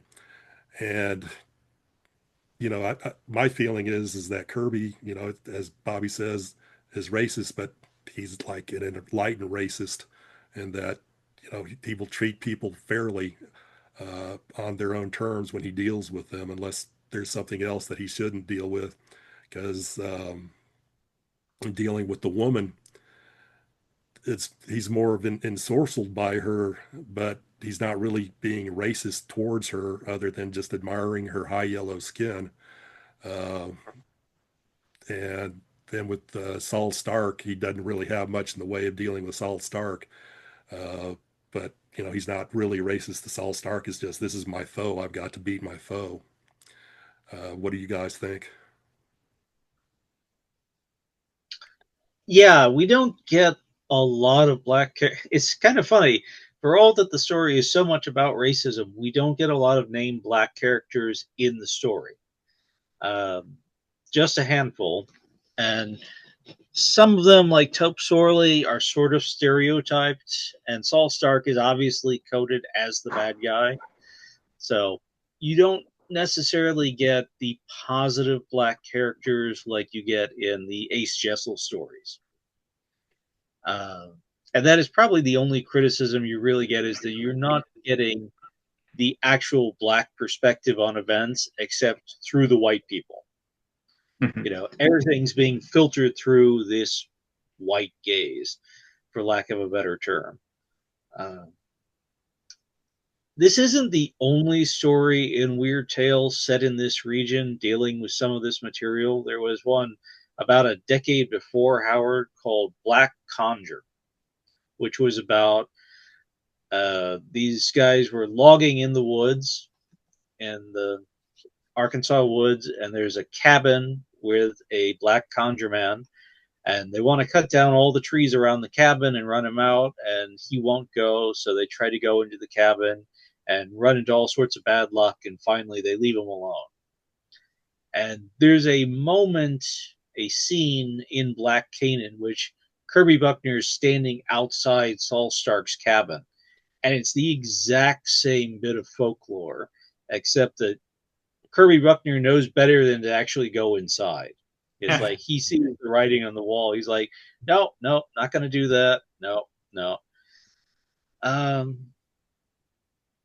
The voodoo in the story is mostly Howard's own invention. He was not one to be chapter and verse about voodoo. He would reference it when he wanted to, when he liked to. Like in Pigeons from Hell, there's another one where he takes selected pieces of voodoo lore that he might have picked up from William Seabrook's The Magic Island, or from any of the Weird Tales that deal with voodoo and weird tales at the time, which mostly got it from Seabrook. So like he'll mention Dumbala and the Big Snake and the goat without horns and stuff. But he's not trying to present voodoo as a genuine religion as we know it today. He's trying to produce it as what really sounds cool for the pulps. And then he goes that step further when he shows what happens when the people that Saul Stark put into the swamp come out. And that's the real Lovecraftian moment in Black Canaan, is when they come out of the swamp and you see what happened to them. And it's like, ee. Yeah. And when you can hear what's going on in the swamp, and it's like, how many of them are still left out there? Yeah.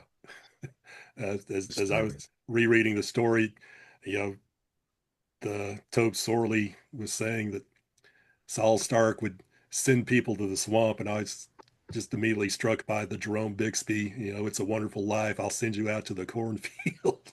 So, but yeah, the writing of the people that he'd sent to the swamp and transformed into sort of, I guess, amphibian monsters or creatures or humans, and how they would come out of the swamp and how he was going to use them as his army to protect Black Canaan when he took it over by infesting all the waterways that surrounded Black Canaan and cut it off. Well, his army of creatures in the water was very interesting, very wonderful idea. Would have loved to have seen Howard kind of work with that, or somebody else kind of work with that idea. Do we have anything else we want to talk about on Black Canaan? I felt sorry for poor Jim Braxton, Kirby's sidekick. He's loyal throughout. What's it get him? He's a victim. He is such a red shirt. He is a red shirt. Yeah, but he's instrumental in the plot. Right? He shoots the sorceress, right? So he's absolutely critical to the plot. He has to come along. But I felt bad for him. He got a raw deal. Yeah. A couple months ago, I read the Conan the Barbarian comic version of this as I was going through my Roy Thomas stuff in the Barbarian Life, which everybody should read that trilogy. But anyways, and it's the story. The story is still there. All this underpinning stuff basically is not, which is not necessarily bad. I mean, we're talking about a comic in the 70s, and that's what they are, but it's Cushites and it's Stygians, and Conan's in the middle of it.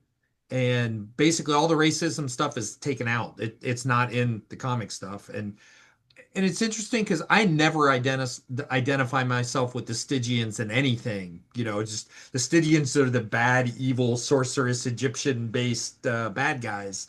So it's not a white-black thing. And at least as I was reading it, it's I'm in for Conan, and Conan happens to be on the Stygian side, but it's essentially a land war.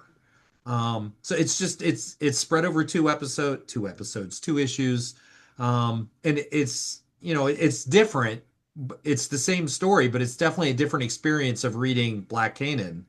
And Roy Thomas didn't take huge liberties. I mean, I think we generally all agree that, he did well adapting, Conan and Howard. He didn't run off and decide to, well, not that often, but not egregiously. But it is a different take on reading Black Canaan. But you walk away from it without all of the racial issues related that concern a lot of people when they read this story. Yeah, if you don't have the racial issues, it's a completely different, much more straightforward tale of black magic and enchantment.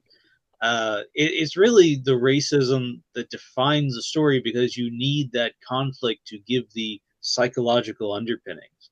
Roy Thomas, when he adapted Black Canaan and when he adapted The Veil of Lost Women, was very conscientious about how he did it, because he knew that there were racial elements to the Conan tales that would not translate well to a 1970s comic book audience. And very often he would just not make some side white. He would make it Stygians and Cushites or some other racial conflict with Conan as the outsider. Conan is the guy that didn't belong to either team, that came in, and now the story's about Conan. And that's very typical of how Roy Thomas would adapt these stories. And it works more or less. He had a couple black readers that wrote in and admired how he would save the core of the story without going into those racial conflicts or depictions. Okay. Anything else? All right, we'll move on to my story, my favorite story, The Dead Remember, which also has an element of blacks being involved in it. And this is one of Howard's weird westerns. And this was the first story of Robert E. Howard that I ever read that turned me into an instant fan. And this story concerns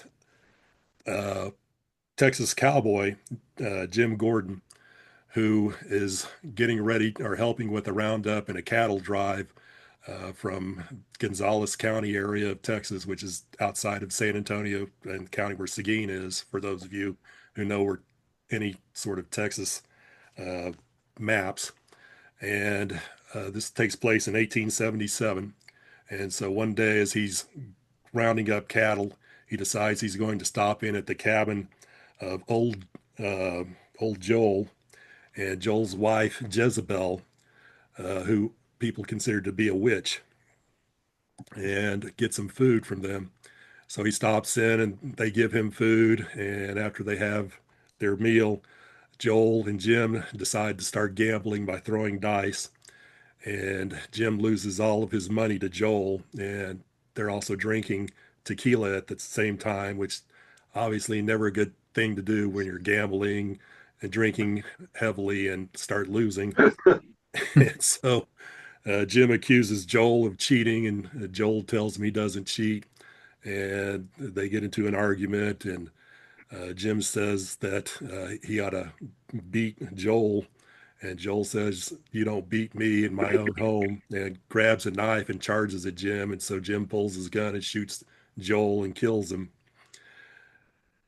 And while you could kind of say it's almost self-defense at that point, as he shoots, I think, Joel twice, and Joel drops to the ground, then Jim has to walk up and put another bullet in him to make sure he's dead. So that's probably bad at that point. So Joel's wife, Jezebel, seeing this, goes crazy, grabs a rifle and charges at Jim and tries to shoot him with the rifle, and it misfires. So she uses the rifle to club Jim. So Jim goes ahead and shoots her. And her being a witch, as she's dying, she curses him and says that he will not live another year, and that she will come for him when she thinks the time is right. So Jim doesn't tell anybody and runs away. Nobody figures out who killed Joel and Jezebel. He gets involved with the cattle drive, and as the cattle drive starts heading up to Dodge City, things start happening to him, near-death experiences. I believe he gets caught in a cattle stampede while they're trying to cross a river, and he almost drowns in it till he's rescued by one of the other cowboys. He wakes up one night to find a rattlesnake sleeping in his boot, so he starts wearing his boots 24 hours a day from that point on. Another time, they're driving along the range, and the cattle suddenly get spooked and start a stampede, and he's caught in the middle of the stampede. And a steer is coming right at him to gore him, and another cowboy tries to save Jim, but in the process of saving Jim, gets gored by the steer. So at that point, all the other cowboys on the cattle drive said, "We don't like this guy," and they all kind of separate, and Jim realizes that things are going to happen to him, that Jezebel has cursed him, so he's pretty much finishes off the cattle drive in Dodge City, keeping to himself. And when they're in Dodge City, bad things happen to Jim. He ends up dying in the story. And the story, as I read it, as I said, this was the first Robert E. Howard story I ever actually read. I had read one of the Conan comic books, which didn't do anything for me, so I never read any more of those. And I read this book by accident because I was looking for an H.P. Lovecraft story to read, and this was involved, or this was in the anthology. And I read this, and this was actually the shortest story out of all of the stories in that anthology. So I thought, good heavens, that Howard did an incredible job writing such a great atmospheric story in such a short amount of space. And then the second thing that struck me was that I was up to that point was a huge Ambrose Bierce fan. And I immediately recognized when I read this story that Howard was doing an homage to Bierce's famous story, The Damned Thing, because they're basically written the exact same, except twisted 180 degrees. Because in Bierce's The Damned Thing, it takes place at a coroner's inquest into the death of a man. And it starts out with a journalist friend who knew the deceased telling about all the things that he was seeing when he was going and visiting the friend, and that how the friend was attacked and killed by some creature that he could not see.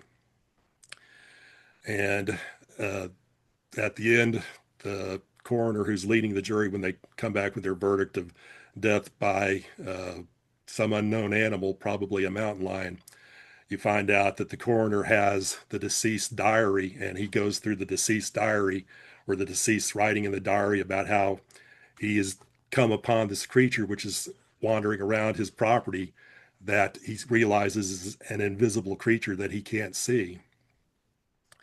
And the dead remember, the story pretty much is the coroner's inquest into the death of Jim Gordon. And unlike Bierce's story, where it starts off with the statement at the coroner's inquest and then the diary, you get the dead remember starting off with Jim Gordon writing a letter to his brother Bob, stating, "Bob, I'm about to die, and this is why I'm going to die." And he goes through all of the events leading up to it. And then it ends with the various statements of the witnesses who saw what happened to Jim Gordon and his death and how it transpired. And then at the very end, as the final entry on the coroner's request is the cause of death, they give the zinger of how Jim Gordon actually died, which ties in with Jim Gordon's beginning the letter where he says that as he arrived at Joel's cabin, that Jezebel was wearing a red and green checked dress, and that what happened is that in Dodge City, Jim knows his time is rapidly coming to an end, so he goes to a saloon to sit and drink by himself. And one of the patrons of the saloon is leading out the back door, and as he opens the back door, he sees a black woman waiting outside in the alleyway saying, "Go tell Jim Gordon I'm here for him." And so the guy goes and tells Jim, and Jim jumps up and runs to his doom. And I won't say what happens to how his doom ends, but I thought it was just very effective seeing this and realizing that Ambrose Bierce was one of Howard's favorite authors, and seeing, there's several of Howard's horror stories that I think you can show were influenced by Ambrose Bierce in his writing of the stories. But most especially The Dead Remember is, as I would say, an homage to The Damned Thing and how Bierce wrote that story. What are your thoughts on the story? This Yeah. is very much an experimental story on Howard's part. He did not normally write epistolary fiction where everything's told through letters and diary entries. So this was very much something he was trying that he didn't really come back to, but he carries it off very well. And for most of the story, you're left to wonder whether it's a psychological horror or a supernatural horror, because nothing overtly supernatural happens until the very end. Everything else until that point could just be, okay, it's his guilty conscience weighing on him and a run of bad luck. It's not until you get to the very end where you get some piece of evidence that suggests, no, it was really a curse. It was really a ghost. It really happened. I'm going to say, I think that probably this may be one of the stories where, as you were saying, he was experimenting, because he did actually start trying. And I know, Bob, you're going to hate this, but in his Pike Bearfield stories, his last two Pike Bearfield stories, they were actually three. They were all epistolary in nature too, especially, the riot at Bucksnort, which you could pretty much look at that being his I can't even say the word. His takeoff on Dracula is written by Bram Stoker, where you've got letters, you've got newspaper articles, you got editorials describing what happened in that story. But I think this is also probably one of his last weird westerns that he wrote. unless you count Next Simmercat as a weird Western, which I would tend to consider it a weird Western, even though he never finished it and takes place with the conquistadors and their exploration of America. Yeah. I'm curious what you guys think, because we just made the distinction in the last one of, being overtly racist or racist times, to oversimplify what we talked about, and the culture around it. I thought the protagonist is a racist in this. I think he's the bad guy. And he's not like we just talked about in Black Canaan. And not to use well, I will, but I mean, he literally sees them as uppity, using the phrase uppity ends that sort of Yeah. permeated our culture. And I've seen niggers hung for less than this. I will kick you all over this place for not giving me more whiskey. I think he had denigrated Jezebel earlier. I don't recall that exactly, but I don't like the main guy, and I'm actually glad Well, he gets it in the end. You're not. I don't think you're supposed to like him. Yeah, Yeah. He's an unlikable guy, and he gets it in the end. It's one of those. Again, another story that reminds me of those EC horror stories where the guy who deserves it gets it, and this is like that. It's interesting, the Bierce influence, because I've often wondered how much Bierce did influence Robert E. Howard. Usually, I think of that when I think of his tall tale Western stories, but definitely as far as the horror story aspect in this story, yeah, I hadn't thought of it, but yeah, clearly. Yeah, no, Howard had a couple of racist protagonists in some of his horror stories, and he did it for different reasons. Like when you look at the Horror from the Mound, the protagonist Joe Brill is horribly racist against Mexicans, and he did that to cast aspersions on the Mexican character and to drive the story by making him dig into the mound despite being warned not to.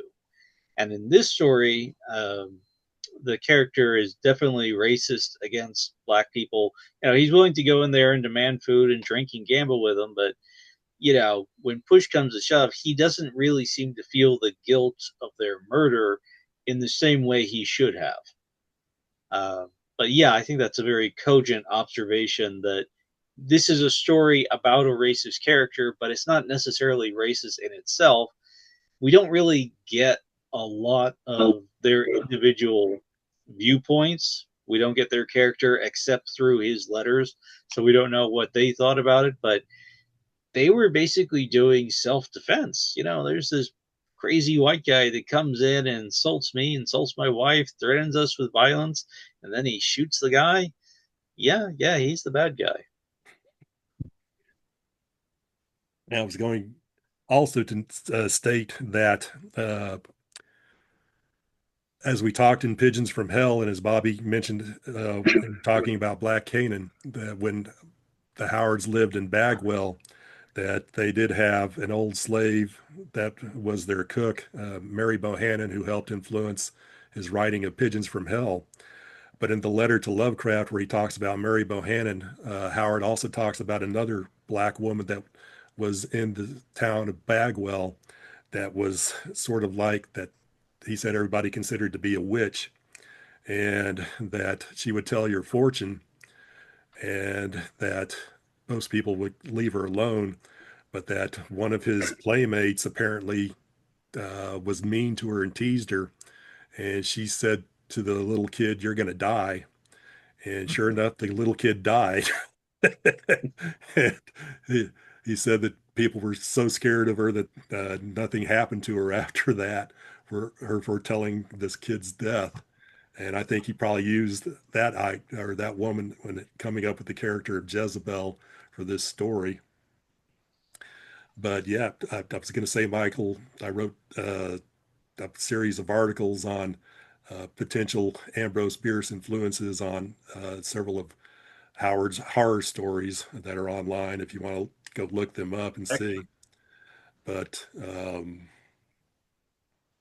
would say The Dead Remember is probably my favorite Howard horror story because I consider Worms from the Earth to be more, as you said, a heroic fantasy with horror involved in it.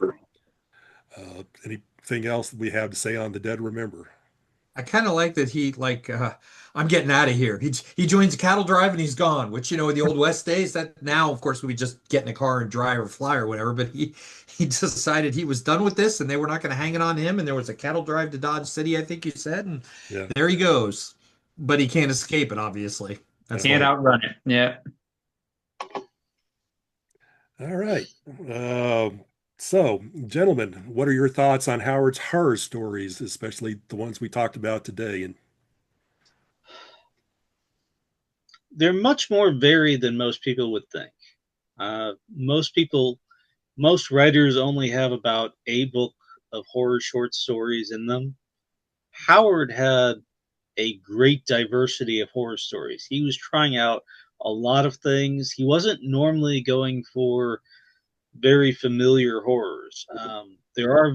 He's got like one proper vampire story. He's got like one proper werewolf story. All right, two. But yeah, he's not cribbing too much off of the familiar horrors and the familiar tropes. He's always putting his own spin on it. He's always trying different things. He's always mixing it up with different genres. And that leads a rereadability to Howard for horror that a lot of other authors lack. I mean, you can only read so many Lovecraft stories before you're recognizing where this is all going to go. But with Howard, it gets interesting. It's not always the same thing. There's often the times when, yes, the guy will grab a sword and turn on the horror, but not always. I know, Bob, you're not a big fan of horror in general. What are your thoughts after having to read some of these stories? More now. I mean, like, I love Robert R. McCammon. I think he's one of the best writers I've ever encountered. And I'm a big F. Paul Wilson fan of the Repairman Jack stories. That was pretty much the extent of my interest in horror for a long time. But I got into Conrad and Kieran. And The Thing on the Roof was cool. I like that in his horror stories sometimes, he brings in there was the Mexican expedition and or the Conquistador expedition and horror and from the Mound. And that's this bit of history in there. And there was somebody who went off into one of the Counter and Cure ones. They went off into might have been the horror on the roof actually. They went into the jungles and the pyramid, and he's got this verisimilitude. Never did like that word. I should quit trying to use it. But like Bobby said, it's different. And I had not read Wolf's Head before. I had read Villafear because it was the first book in the horror book, but I had not read Wolf's Head till we did this.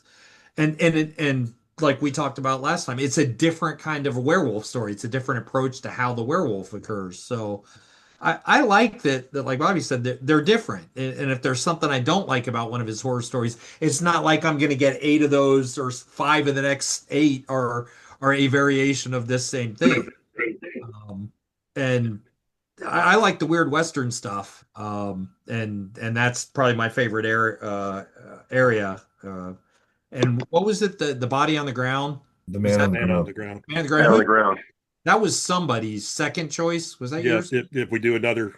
So I read that and I'm like, wow, that's got a twist at the end, boy. Because that's a weird Western, but it's a ghost story. It's not so much a weird Western, but it's got a whole thing going on all along. And then it's got I always think of that as the O. Henry twist at the end. It's like, oh, wow. So, I mean, that's cool. And that's totally different than again, the other weird Westerns I'm reading. So I'm more into his horror stories just because of the width.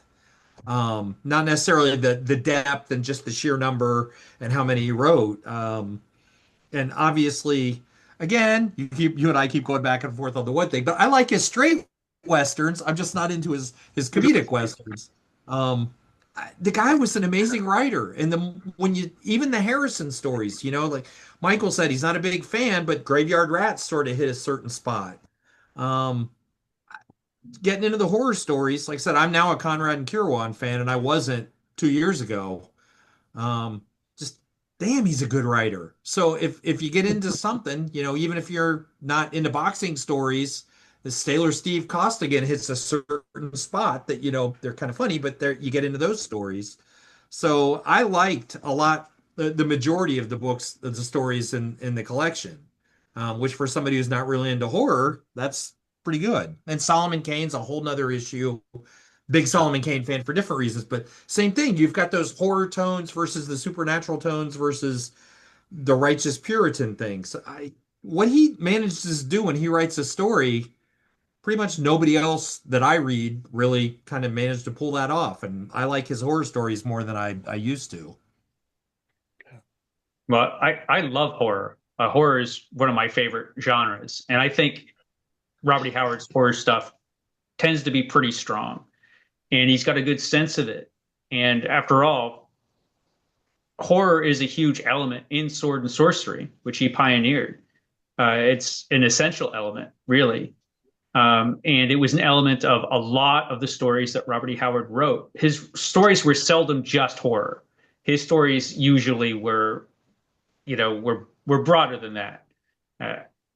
But he had a strong sense of horror and the supernatural and what made a good pulp horror story.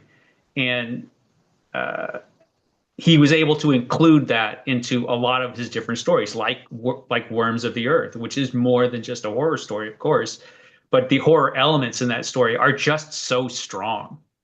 As good as most horror stories at the time that you'll find. It was just brilliant. And it part of that was a tremendous imagination, just a natural ability as a writer, right? Just such a great writer. And as I mentioned before, and so many people who admire Howard has mentioned, you don't just read his stories, you experience his stories. And that's part of what makes the horror elements in his stories so strong. You experience them in a way that you don't in a lot of other writers, I think. John, Steve, do y'all have anything y'all would like to say? Well, the only real thing is I've always been, if I write a sword and sorcery story, I wrote one about Goliath once called Philistine, the old novel, and I said, it's a horror story. And they said, well, it's, demons. And I said, because he's got a sword in his hand, don't make it a fantasy story. I mean, horror is the aspect of something in life that is what it is. So Bob really had a great way of doing it. I mean, Robert had a hell of a way of making his stories work for me. And, just look at something like Pigeons from Hell come out of the same guy who wrote Frog Giant's Daughter. I mean, amazing that, just that story and the Southern way of being, it's just amazing. So I'm still shocked by things I come up with sometimes about him, but I'll find that I didn't know. And I was laughing at Bob's dislike of certain Western comedy that he did, and not my favorite either. I like the regular stuff more, and I got to be in the right mood to read something like that. But it's just it's another aspect of him. So it's an interesting thing to peel back more layers, like Shrek of the Onion. He's got more layers to him. So, have anything to say, John? Yeah. What Michael said about the diversity in the not just the plots, not just the stories themselves, but in the way he told them. I think the horror genre allowed Howard to expand and also stylistically. Like if you read something like Graveyard Rats or even my Solomon Kane story, it's different in tone and in texture and in its style than some of his like say The Man on the Ground. We were going to talk about Man on the Ground the next time around, but I mean, a lot of his westerns and this Western horror story, the style is much more pared down. It's almost hard boiled. It still has color, but it's not as lush and overwhelming as you get in some of his more, I don't know, purple, for want of a better phrase, horror stories. I think the horror stories, I think, show him at greater variance than almost any other genre, so which is cool, It's again his diversity is, I think, probably what we focused on here at the end, trying to sum things up more than almost anything else. And I think it's pretty obvious at this point. So something Bob, to did say. you get a chance to see Pigeons from Hell yet? No, I have not watched that yet. Only about an hour long, and pretty much arguably the best. What is this? The YouTube thing I keep hearing about that I'm supposed to go look at? well, All right, Um, Joe. Go ahead, Bobby. Everybody knows that I like to talk about the historical context and background of everything.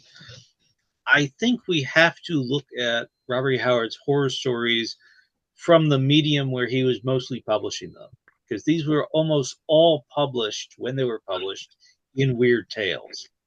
He was writing for that audience, for basically one reader, and that was Farnsworth Wright.